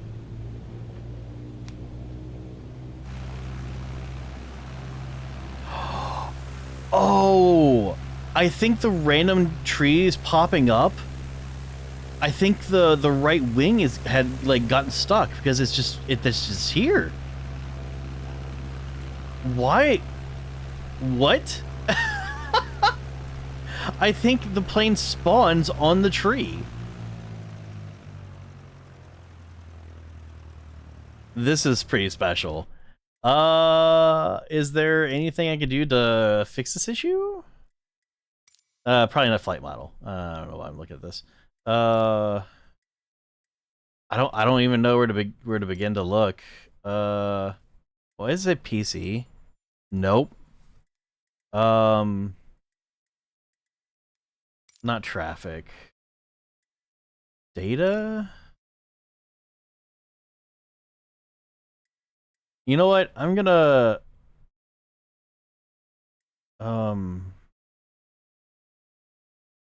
do this. We'll keep live weather on. I'm okay with that.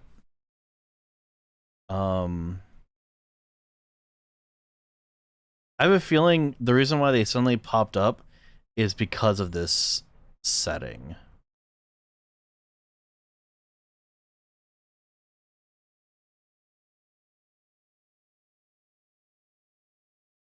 And it looks like I was right. Look at that. Alright, so we're going to do another restart.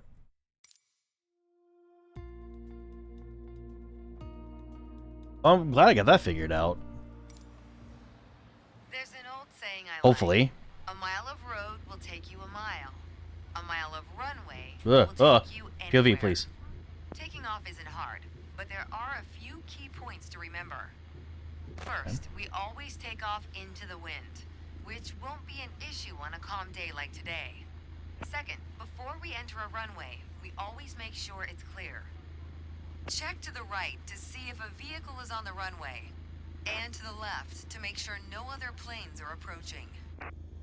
Okay. Everything looks good, no cross traffic. Go ahead and taxi into position. Now slowly taxi onto the runway and align the plane with the center line. Then stop your plane just after the number 21. Oh god, this feels so much better, bro. The plane is actually doing what I'm telling it to do. Can you imagine?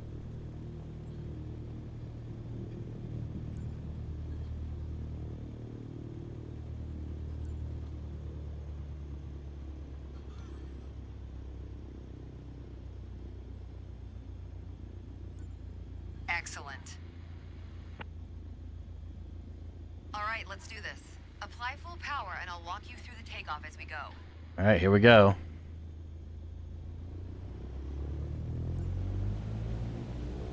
Use your rudders to stay on the center line and keep pushing power until you reach 55 knots.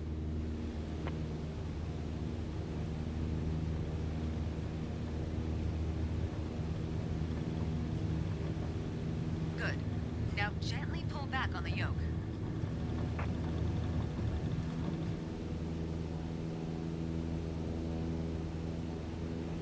Pull back on the yoke to take off. Shut And we're up. airborne. It's like I'm taking off, woman. Line up the top of your instrument panel so it's a couple of inches above the horizon. That'll pitch us up and set a good climb attitude. Focus on flying straight. Use your rudders to keep the runway heading of 210 degrees. Maintain 75 knots and we'll reach our target altitude of 5,500 feet in no time.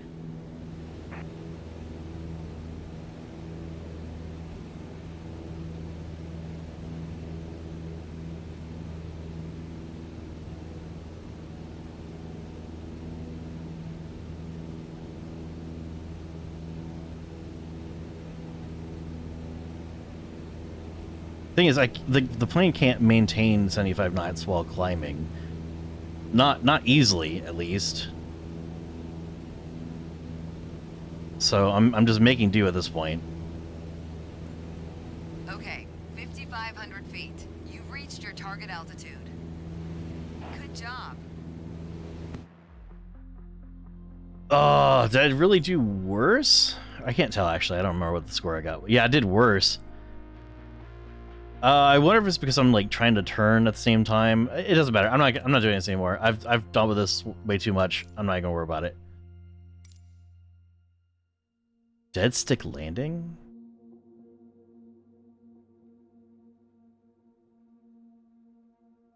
Okay.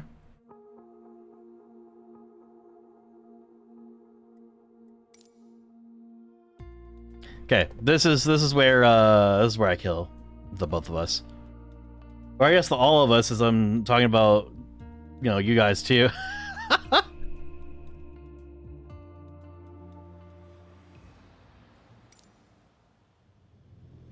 For this landing exercise, I want you to focus on the yoke only.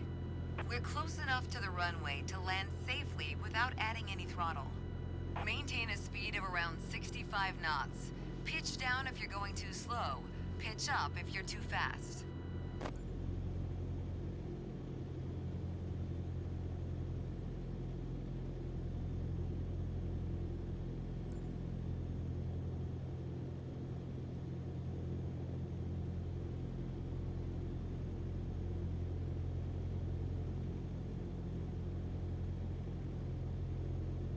Keep your airspeed at 65 knots. When you're 10 feet above the runway, it's time to flare. Huh? To flare means to raise the nose of the aircraft to slow your descent for a softer landing, but without ever leveling off or climbing. The main landing gear will touch down before the nose wheel does. Okay. Do you know what flaring is? I'm not maintaining 65 knots, my bad. We're coming up on flare height. Resist the temptation to pull back.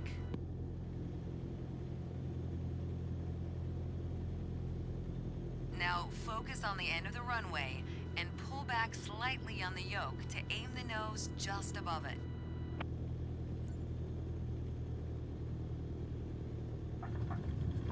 Nice. Now apply the brakes to slow us down and bring the plane to a stop. Stay on the center line. Oops.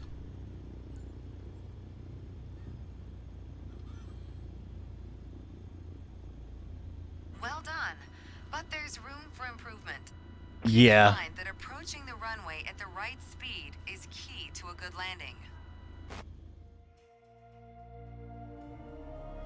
That didn't feel too bad, actually. I expected to do that really bad.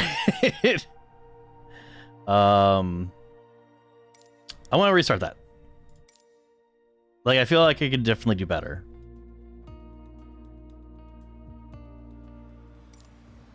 So that's what I'm going to do. I'm going to do better. For this landing exercise, I want you to focus on the yoke only. We're close enough to the runway to land safely without adding any throttle. Maintain a speed of around 65 knots. Pitch down if you're going too slow. Pitch up if you're too fast.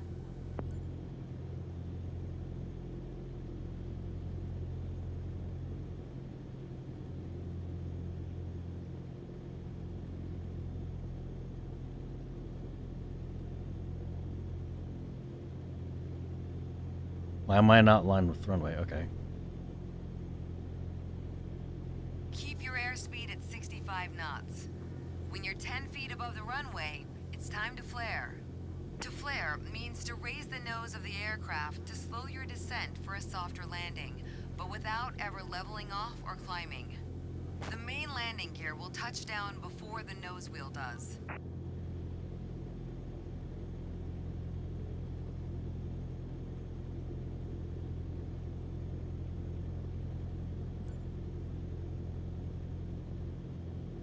We're coming up on flare height. Resist the temptation to pull back.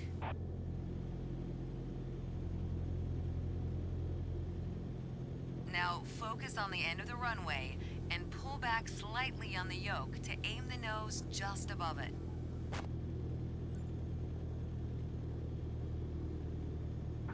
Nice. Now apply the brakes to slow us down and bring the plane to a stop.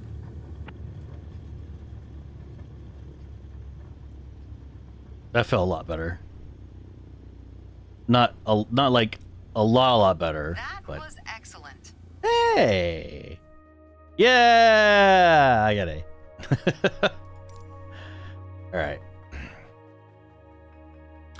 The only bad thing was that I like the first one. I feel like I landed on both rear wheels quite well.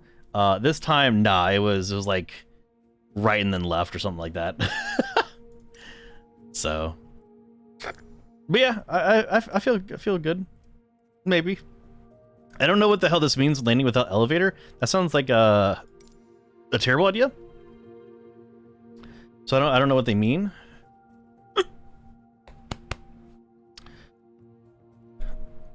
Mimi, hello. I hope you're doing well.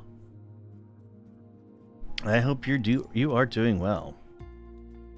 I'm just playing Microsoft Flight Simulator for the first time. It's been an experience so far.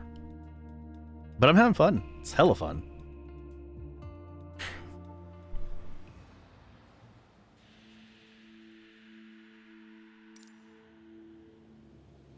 In this landing exercise, I want you to focus on staying on the glide path using the throttle only. Huh? Smooth action on the throttle is key for remaining on the correct glide path. If you find yourself too high, reduce your power. If you're too low, Yeah, I increase can't it. use elevators. Remember though, always make soft corrections. You don't want to overcompensate.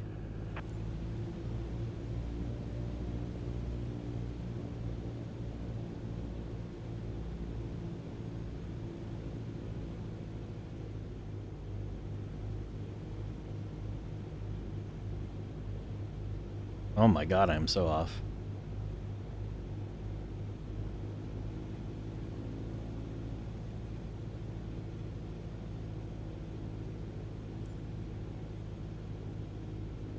Doing well. Sorry for the late reply. My cat was attacking a cable. That is fine. You don't need to reply right away. Use the elevator to land. Oh, bitch! Finally.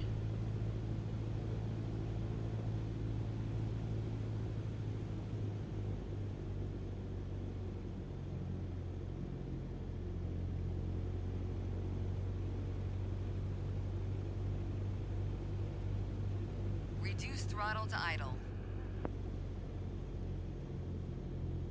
Now focus on the end of the runway and pull back slightly Whoa, on the I fucked up. yoke I to fucked up. aim the I fucked up. nose just above it. Ugh. Now apply the brakes to slow us down and bring the plane to a stop. That was a hard landing, bro. That was excellent. Bullshit. I guess this is meant to be like a hard lesson in that case. If I got an excellent out of that. Holy crap. Would you say you've become a professional virtual pilot? Hell no. I am nowhere near that. But I am getting the hang of things. I'm feeling a lot more confident the more I go on. For sure. I have 3 more lessons. And then I will actually like start doing like just random shit. But I feel like this is like the lesson, you know, like your first solo flight. Oh, dude. Okay. I'm gonna have this loading up while I go to the bathroom real fast. I will be right back.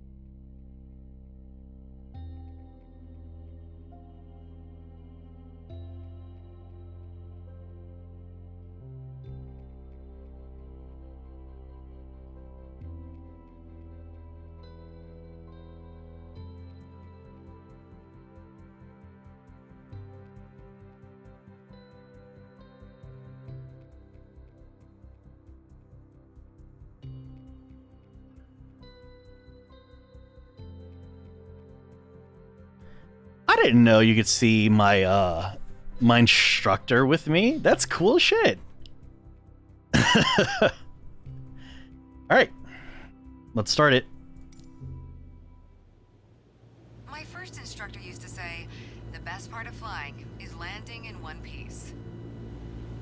Makes Today, sense. You're in charge of bringing us in for a safe landing. Okay. And I've already set us up in landing configuration at 65 knots with 10 degrees of flaps and idle power. Keep your aim point on the runway threshold. When you're 10 feet above the runway, it's time to flare.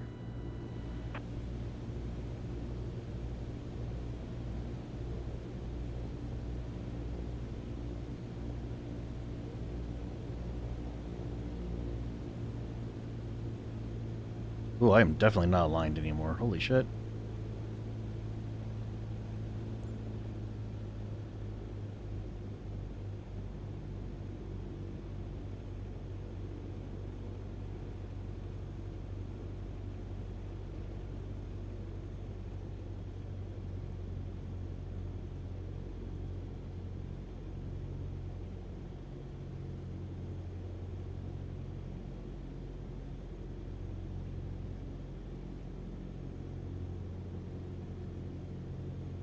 Okay. All right.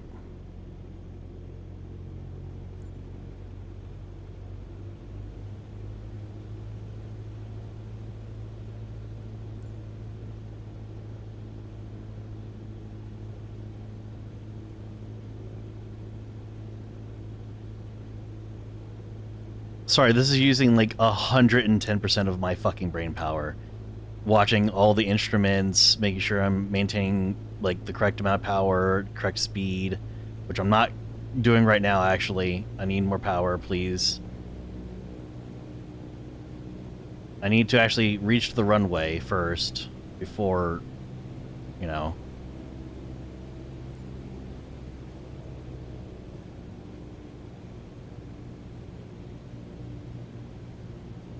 God, I wonder what my cousin would say.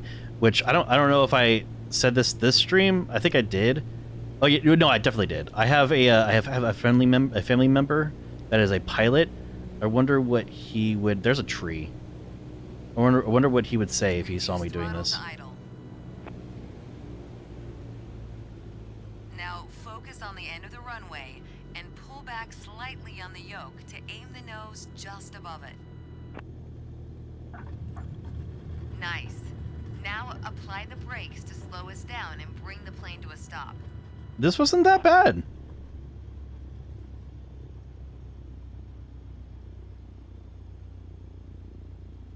That was excellent. That wasn't bad. I felt good about that. All right. Good shit. Good shit. That was a pretty smooth landing. 4 out of 10. But yeah, that felt good. That felt good. I don't know if I got my point across, because damn, if I remember anything that I just said, I'm gonna be but I would love to hear what my family member would have to say if he saw me like playing this and saw like how I was landing and everything. I have a feeling there would be a lot of laughter. He's a pretty jolly guy.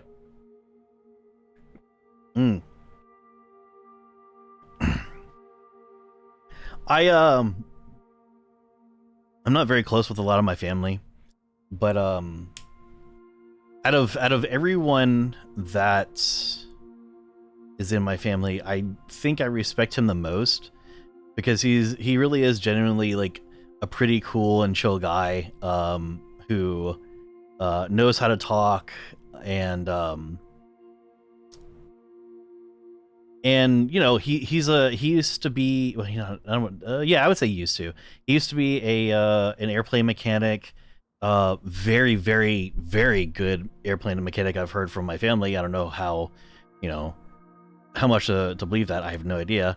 I would assume he is, since he was a airplane mechanic for many years, and now he's a flight instructor. He just started being a flight instructor, and he's already I think he's already graduated like 2 or 3 people. So jolly guy, like Santa Claus. Not like that jolly, but you know, it's that direction.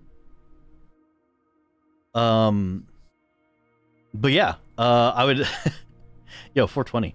I would love to see his reaction to me doing this.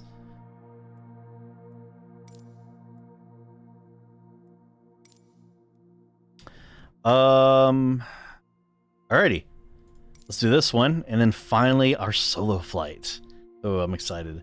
Okay, this training session covers the procedures to be performed from downwind leg to final approach. All that literally just means is exactly what you see here. You're flying parallel with the runway at first, and then at some point you have to turn towards the runway a certain degrees this way, while also like lowering your altitude and get in position to actually land. So yeah.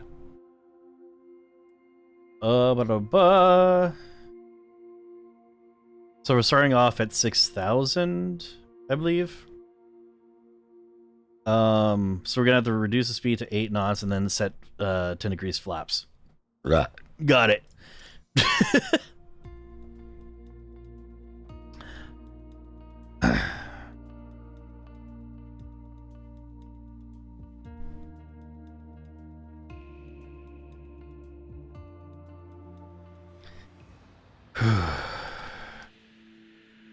Alright. Sorry, I was trying to see if there was a button I could press that would do the whole ready to fly thing for me without using my mouse. Nope. I have to use my mouse. Okay, we're currently flying on the downwind leg at the standard traffic pattern altitude of 6,000 feet. It's a flight path parallel to the landing runway, but in the opposite direction.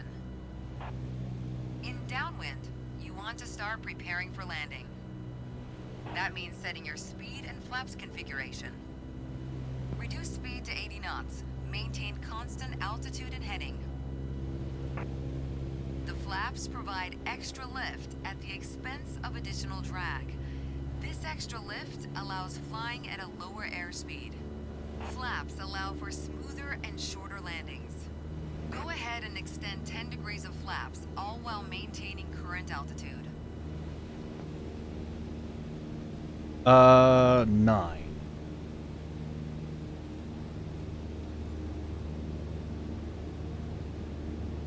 We're gonna fly past the end of the runway here.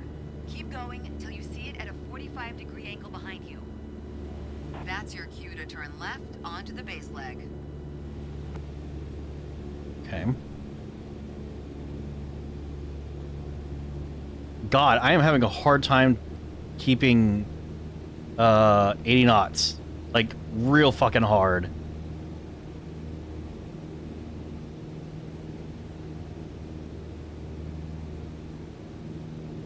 As in, like, I can't.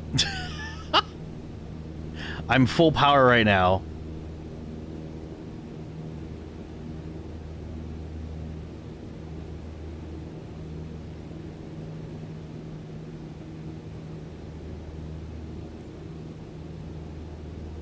Turn left onto the base leg. Yep.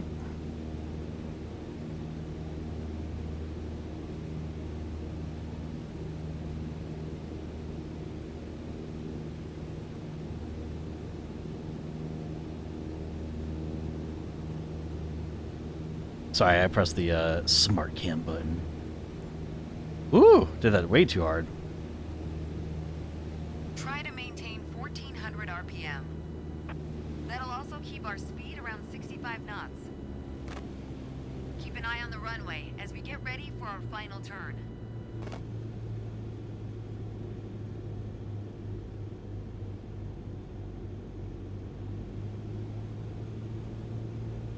Turn left onto final.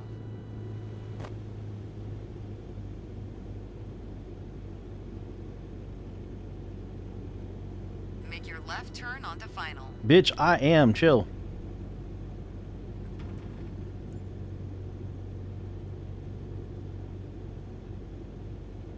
Keep a stabilized approach and prepare for landing.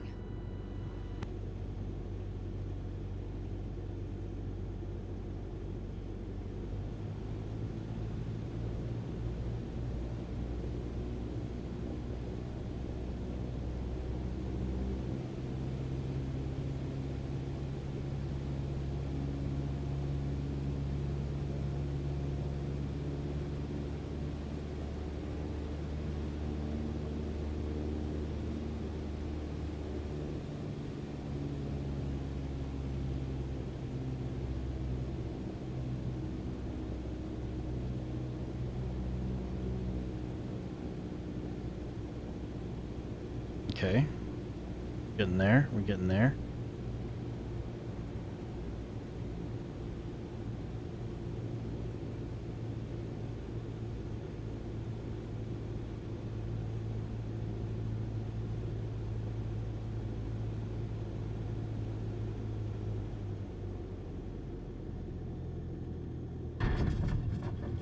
Apply the brakes and stop the plane. That was hard. It's hard landing.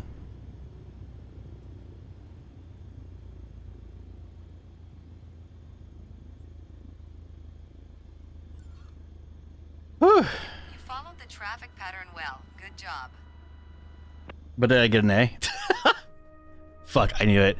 I was like, there's no way I'm getting an A for this one. So, what does it hate? Well, see, that was impossible when you tell me to set the flaps at that time, because then it was impossible for me to keep 80 knots, you know? So I don't know what they expect from that. I don't know. Anyways. Is there a reason Microsoft made a flight simulator, or do they do it just because why not? That's a great question that I don't know anything about. Yeah, I would assume for cool shit. They've made quite a few flight simulators already. The reason why this one was a big deal was because we didn't have a new flight simulator from them for an extremely long time. Which is why when it came out in 2020, everyone flipped their shit. Because they were like, oh, a new Microsoft Flight Sim? It was also because Microsoft Flight Simulator X was like really fucking showing its age. So, yeah. I thought they released one every year. No, not at all. Last one they released was this one in 2020, if I remember correctly. I'm pretty sure it was 2020. Watch, I'm gonna get fucking told. Microsoft Flight Simulator.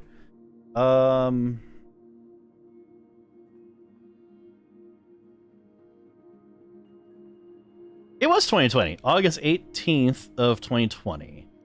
And they have a new one coming out this November, literally just called Microsoft Flight Simulator 2024. They just put 2024 on it. But yeah, I'm excited for that one too, but I'm pretty happy that they're updating or making updated games for this, like Microsoft Flight Simulator, more often, because it really did seem like the project was kind of dead at one point. Goodness, I would love to redo this with the knowledge of what I have now, but I'd rather just go to my my solo flight. I feel like I could have done that landing better if I didn't listen to the instructor.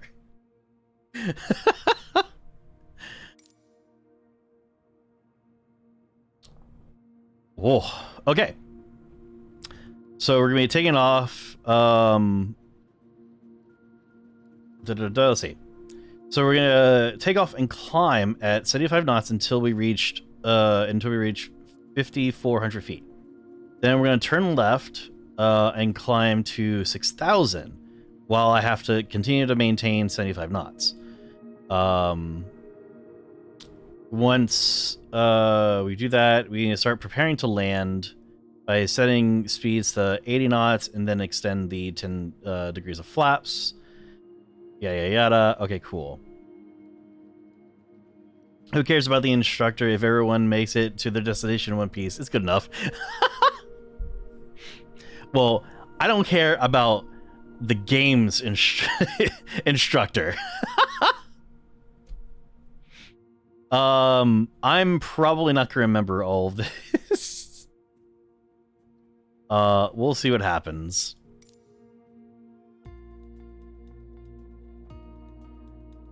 $5,400 feet, but max 6,000.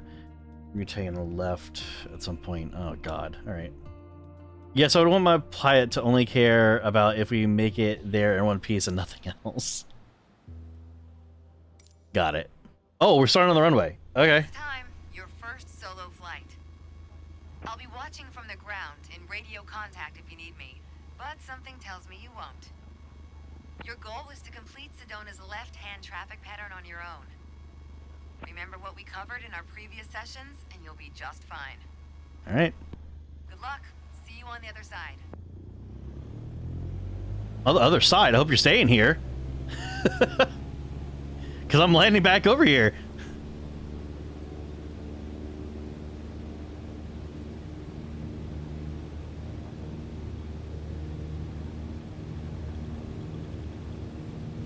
I am going to do everything that I was told to do. There we go. So we're going to start rotate now.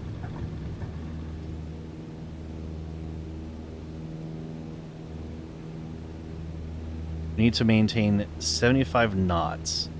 But I feel like it's... Okay, yeah, it is possible. But last time I did this, it was very much not possible. Yeah, like it... Okay, yeah, it's hard to maintain that.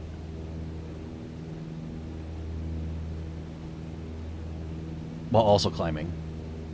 Like, you barely have to climb.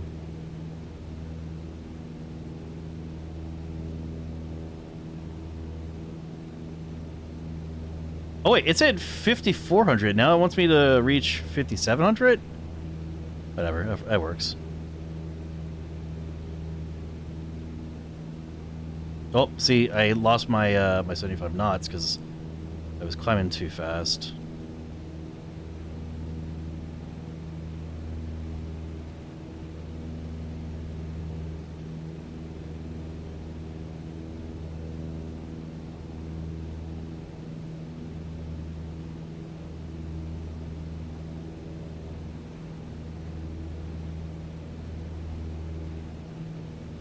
Stop saying I'm losing the 75 knots. I don't care about the 75 knots at this point.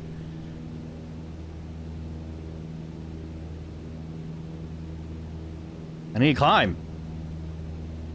Let me climb. See, I hit 54. Let me just stop it. Wait.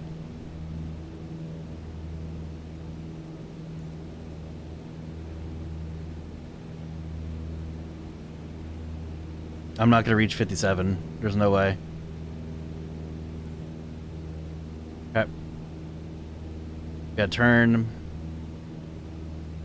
Oops.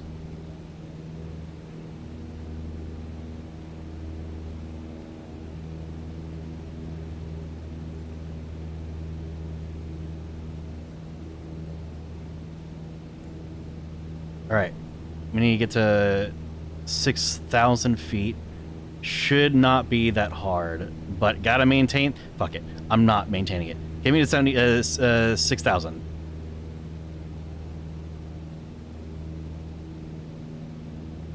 I am not gonna get the 6,000.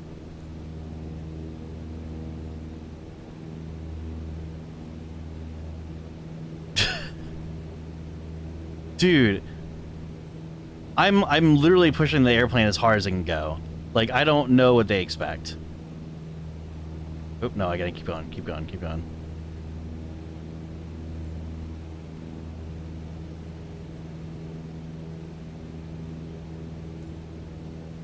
Alright, now I need to start maintaining 80 knots. That is not hard.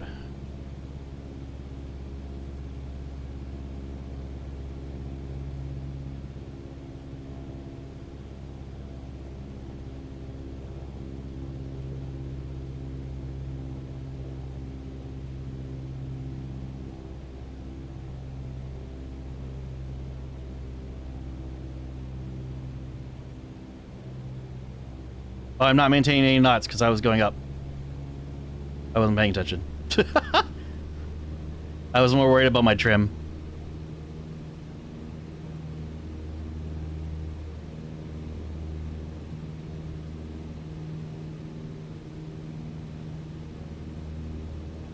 Oh yeah, there's the airport right there.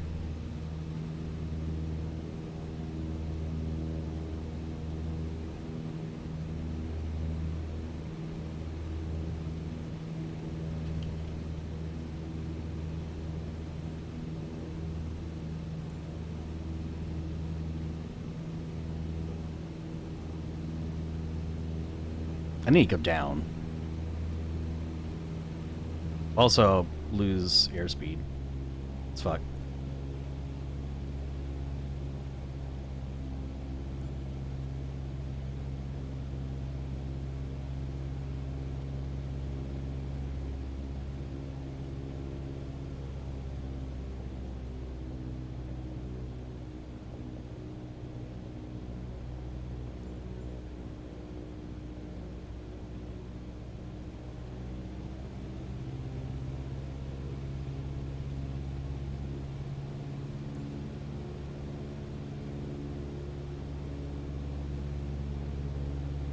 It already wants me to do 10 degrees flaps, huh?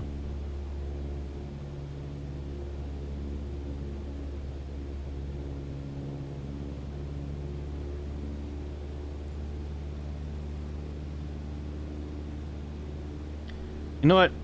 Fuck it. I'm gonna do it.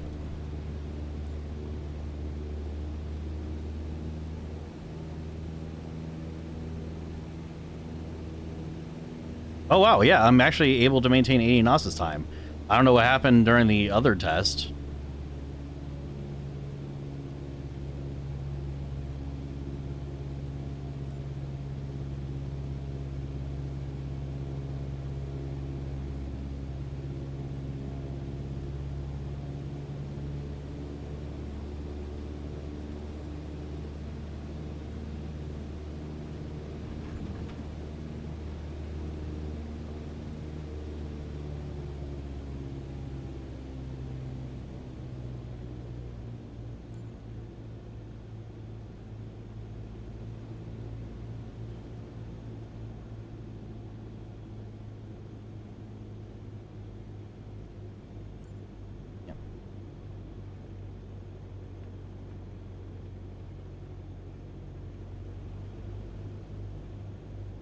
Oh.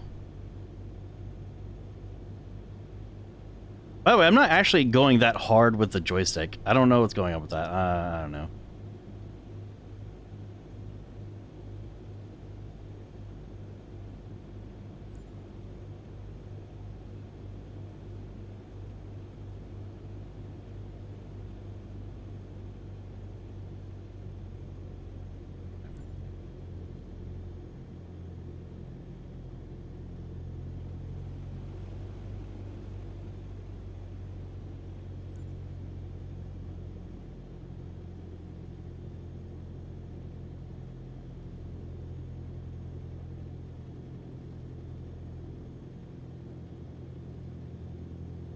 All right, here we go. A little off center, but I'm not gonna care. The only thing that matters is getting on this fucking runway. Come on, I flared too much. Come on, land. Okay.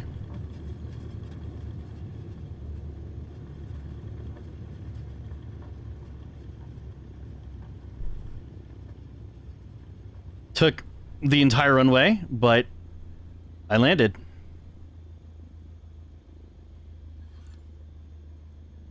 You did well, but you can do better. You're on your way to becoming one hell of a pilot.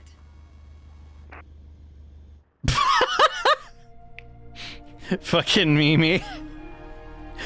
They should had a sound effect that goes wee and it starts clapping when you land. God, no, thank you. So hold heading and keep your speed around 75 knots, which again, like trying to get to the altitude they want while also keeping 75 knots is not it's not easy. I don't know what they really expect. I really don't know. I could have done this better for sure. I will agree. I could have done this better.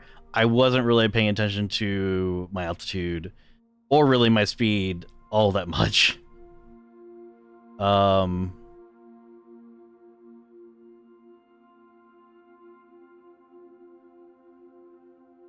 don't know why I got that low of a score for landing, but hey, whatever. Mimi, out of curiosity, do you clap when your plane lands and you're on the flight? No, but I would if I was the pilot. Oh my god. What's logbook? Oh, okay, cool. Yay! I completed my first solo flight. Oh, yep, let's go back to main menu. There is still like a shitload of training stuff. Oops, that's not what I want to do. Yeah, there's so much more here that I'm not bothering with right now. I will definitely go back and do that.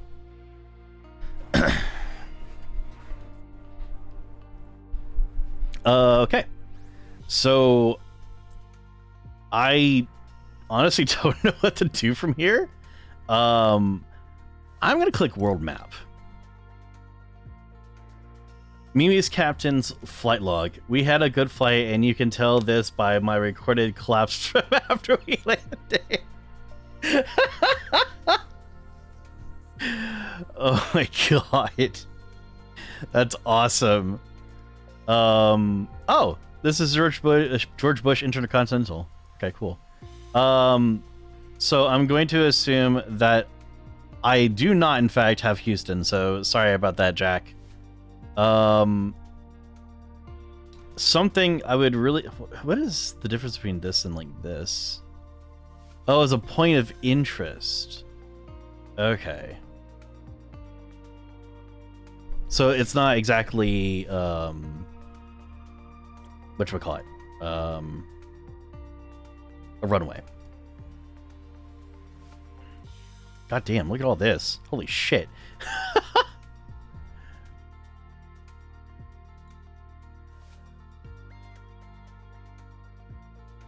There's Miami International, Fort Lauderdale, Orlando. I don't care about Houston anyways. It's like 94 degrees here. I'm dying real shit. I don't know what it is here, but it's pretty bad too. First flight.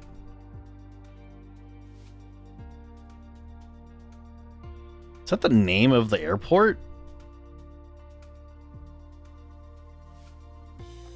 Okay. Hold on, I'm actually curious. On a live airport activity? It doesn't tell me anything.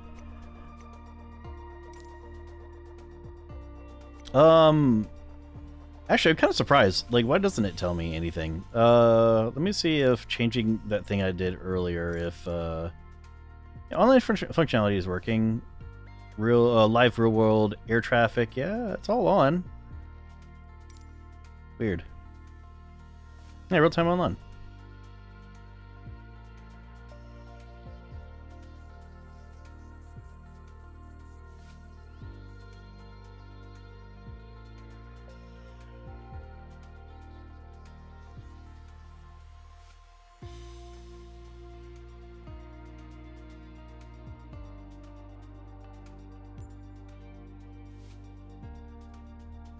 All right, we're gonna save that at the very least. I don't know what to do, and I don't know what the plane to use because I mean I've been using this guy, but you know I just realized I don't know how to turn on the plane, and I don't know if it's gonna start off with the plane running or not. So let me see. Let me see if what this says.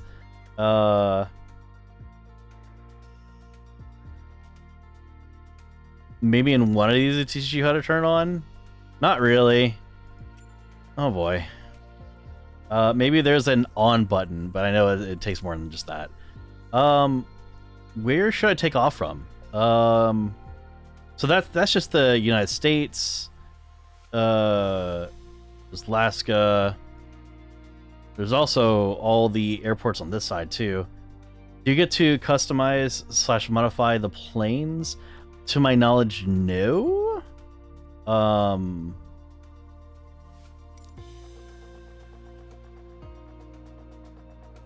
Maybe. Okay, so we can change how much fuel it has, the payload. Oh god, you can add failures? What the fuck? I'm good.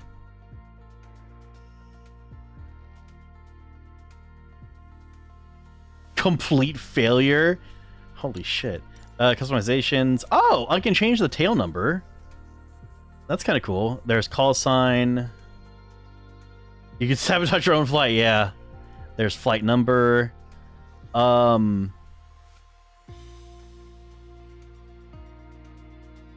append heavy to call sign, I'm good. No. So I don't know what the difference. Oh, I see what. Okay, never mind. I'm stupid. Call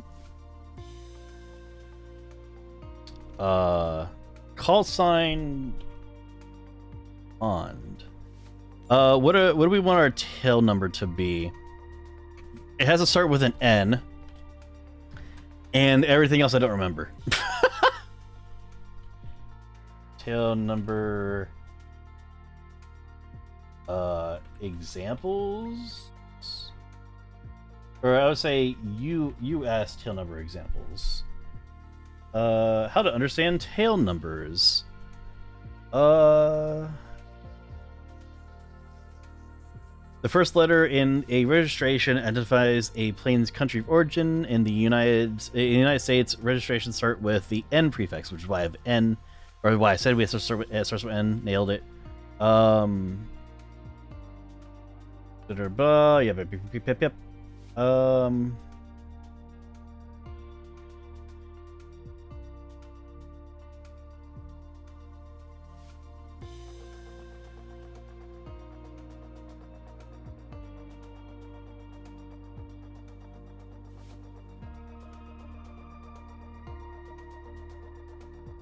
Good lord, there's a lot.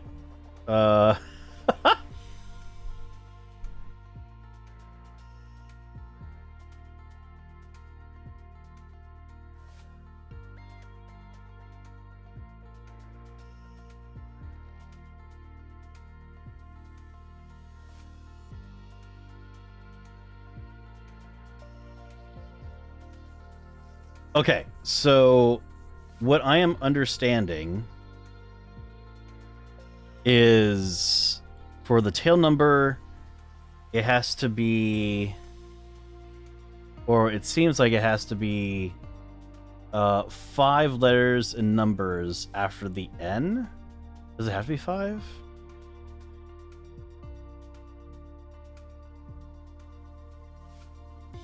I would assume so.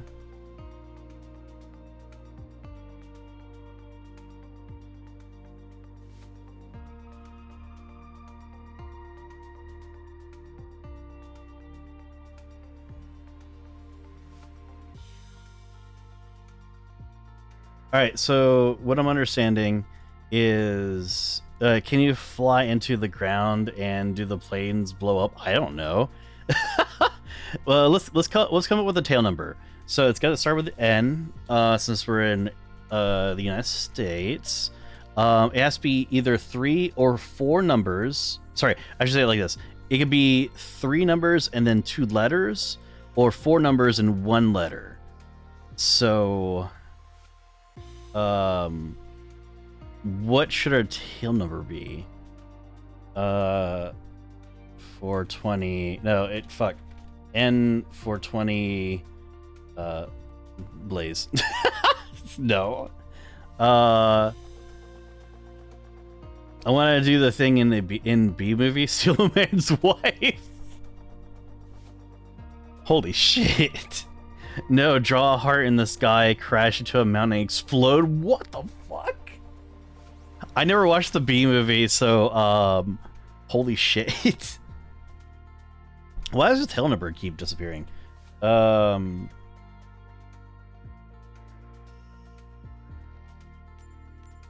it disappear if I just do that? No. Okay, cool. That happened while in the process of stealing the wife. Can y'all think of a tail number? Because I can't think of a tail number. I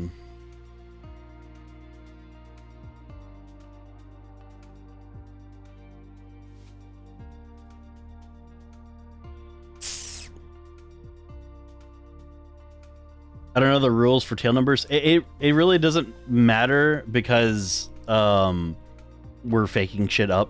So the only like thing that I'm saying is it has to start with N, and then it has to be either 3 numbers and then 2 letters, or 4 numbers and then 1 letter. So right now I said to N696BL, but I don't know. I don't know what else it could be. 3 favorite numbers.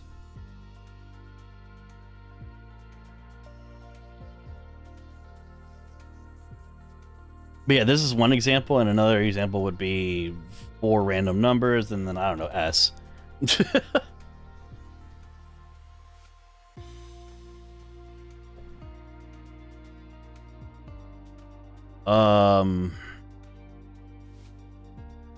You can do KN for Kara Neko. Oh, that's a good one. I like that. Oh my god, Jack, you're a genius. I'm sure that's been done before, but that's actually really good.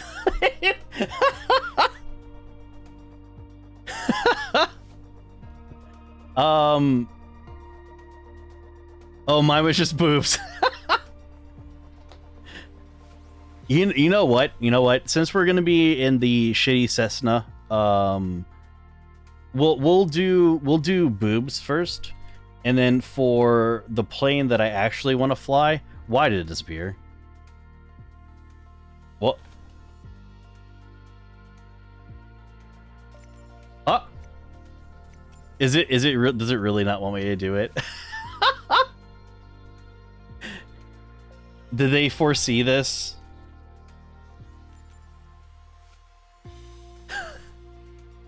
Let's do a random number. Like, yeah, they don't want me to put boobs. Sorry, Jack. That's lame. It kind of is lame, but it's really funny. Oh my god. Okay.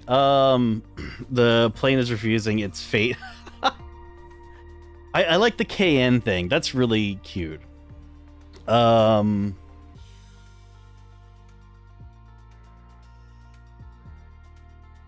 Let's do this. Uh-oh. Why?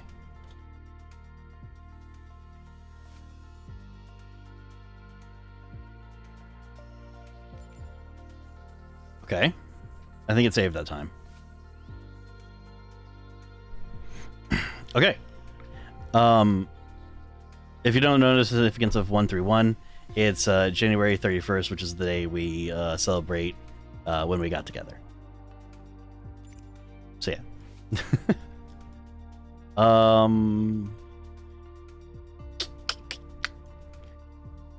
So since we're fucking around in a Cessna,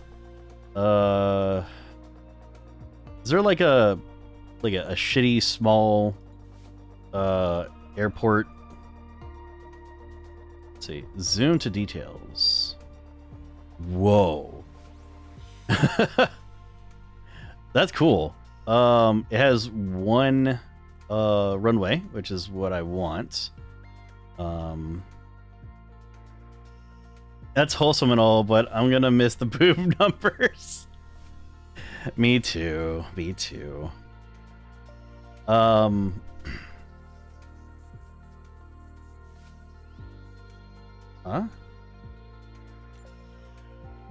Hold on. I'm so confused. Oh, this is UTC. Okay, that makes more sense. We're gonna go back. Oh, I didn't want to go back that far. Holy shit. Let's reset. Yeah, I do want live. So we're going to depart from here. Which way do we want to leave from? I guess it doesn't really matter. It kind of just picked runway 33 for me. And we will oh. It wants me to go all the way to London in a Cessna 152. How about no? How far can you fly? Is there an invisible wall? You can go all around the world. The thing is, the thing that's gonna really kill you is the fuel that you have. So, yeah.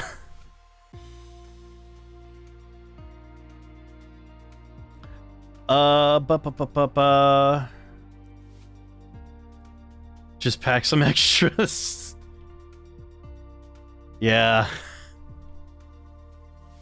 So we're gonna land back here, and I guess just at runway 33 makes sense. Here we go. Oh my god. Okay. So, we got one plane parting fairly soon, but after that we have like plenty of time to kind of go in between these two planes. The next one that was arriving. What the fuck is wrong with like this? All of this? Why is it like in this weird order? The fuck? Oh no, that's depart. Depart. Arrive. Here we go. So they're not gonna get any arrivals for a while, I'm assuming. I don't know what's happening here.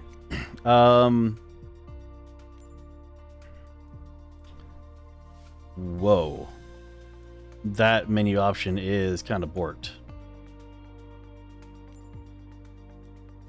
But anyways, yeah, we gotta go VFR.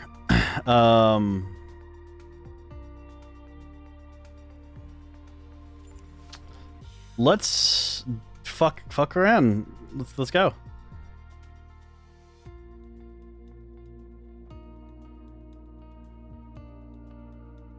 You can go anywhere in the world. It's pretty late for me, so I'll be heading off for today. Enjoy the rest of the stream. Yeah, you take care of yourself, Mimi. It was nice seeing you again. Thank you for coming hang out. Aspen Tower Cessna, November 1 tree, 1 kilo November, ready at runway tree straight out departure. Oh. Cessna November 1 tree, 1 kilo November, wind calm straight out departure approved. Cleared for takeoff runway tree. Oh my god, that's cool as shit. Cleared for takeoff runway tree Cessna 1 kilo November. Oh, okay.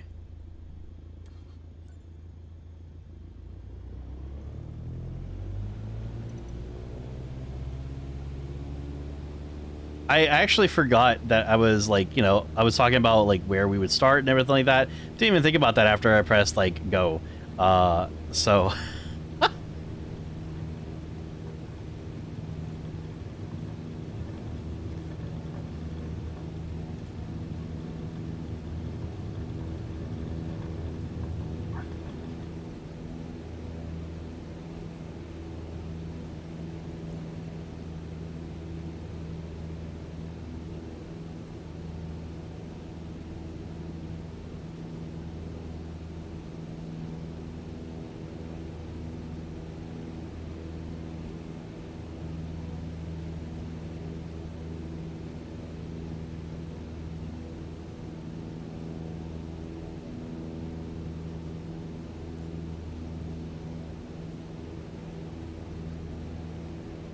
all right, cool.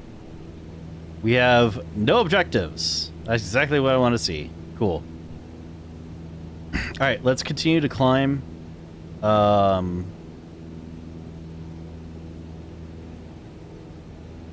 What's the marker there for? I think it's just showing you where you need to go to land. Because I... 284 heavy, please acknowledge. Okay. Aspen Tower Cessna, November 1 tree, 1 kilo November, 8,300 feet to land. Cessna November 1 tree, 1 kilo November, Aspen Tower. Altimeter 29er.9er, wind calm, make right downwind runway tree. Cool.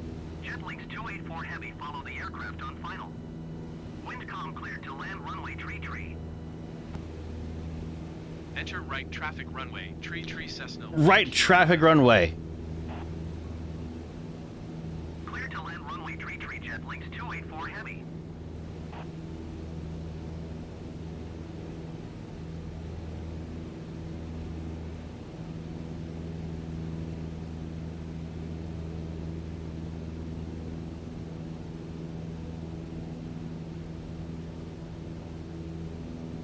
Oh, I see why they don't let you do the boob numbers now. Yeah. So there's another plane. Airspeed too high. Man, shut up.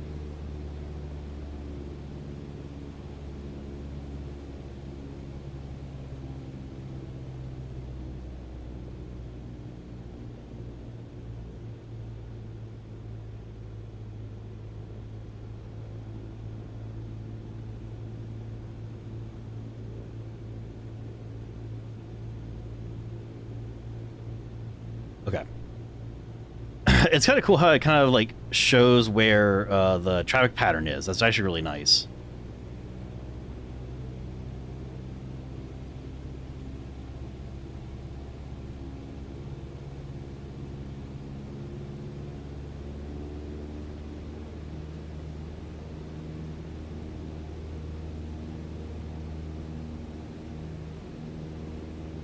Um,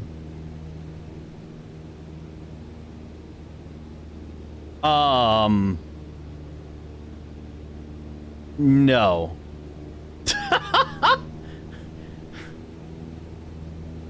Game, I'm not flying into a mountain.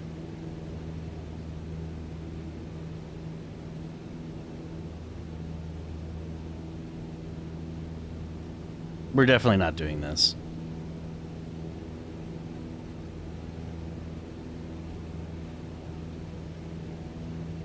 I'm trying to see where the fuck this marker is. Is it just the marker I just came from? Yeah, okay. So we're not doing that. And I'm just gonna fuck around.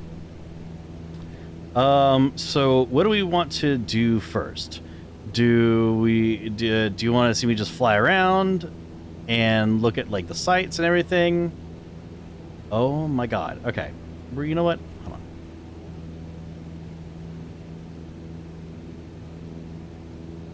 Let me get trim right.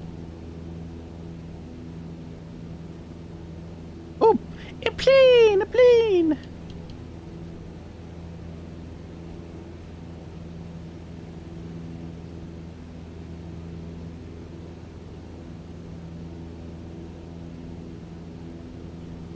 Okay, cool. Nope, not cool actually.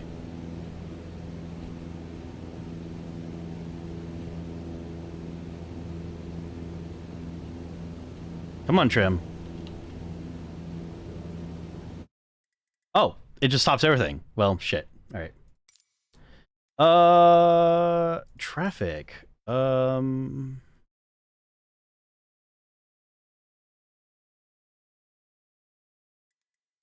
looking more for like air traffic control.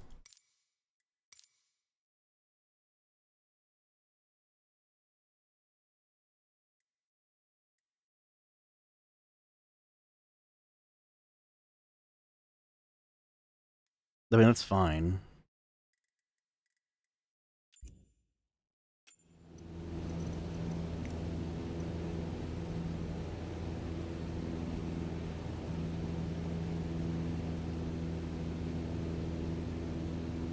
AI auto trim, no.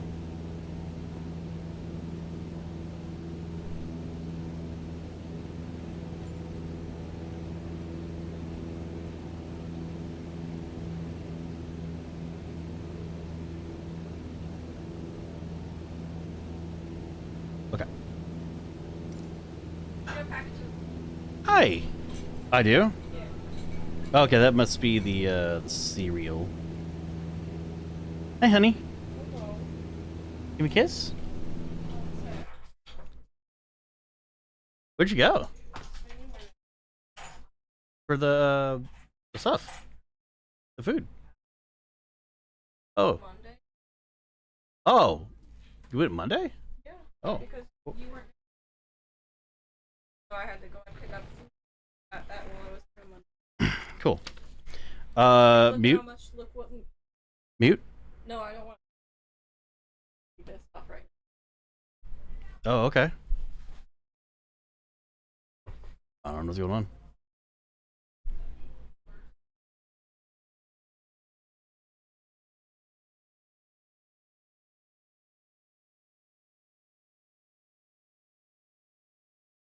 My baby. And real quick.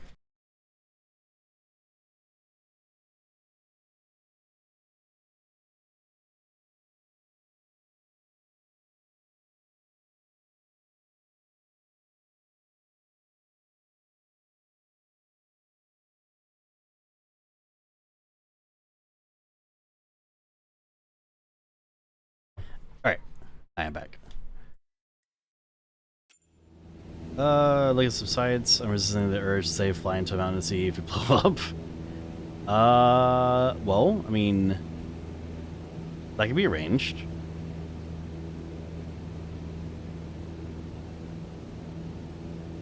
We're not in flight school anymore, so. Yeah, look at this flight pattern. That's not very safe.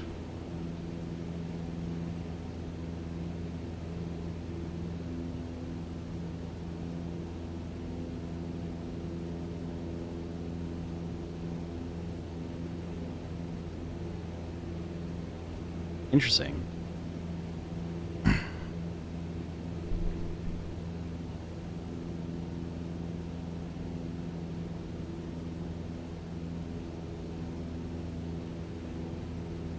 Sorry, I'm messing with rudder right now because I'm curious about stuff.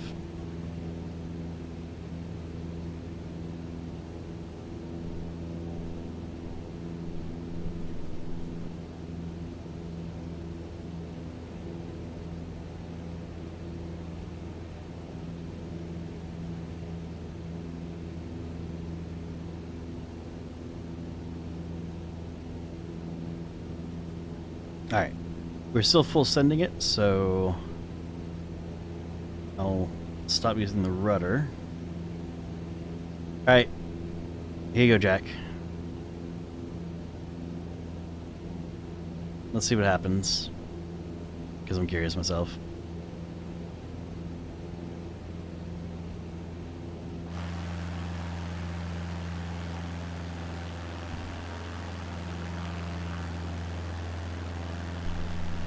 I feel like you just phased through it. Nah, I definitely won't. I know I won't.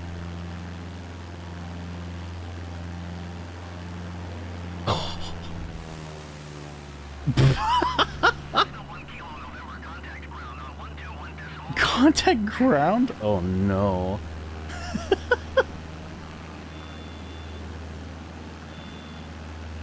Yeah, real quick.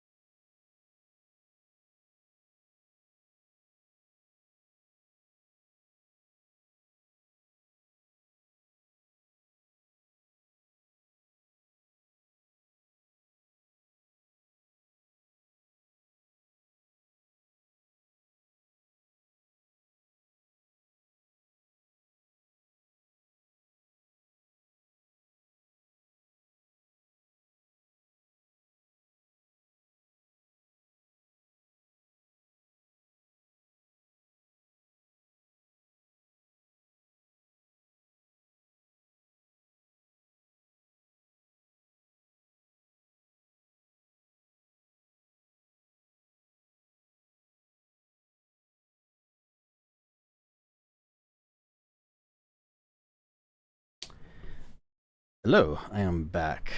Well, as much as I would like to actually continue,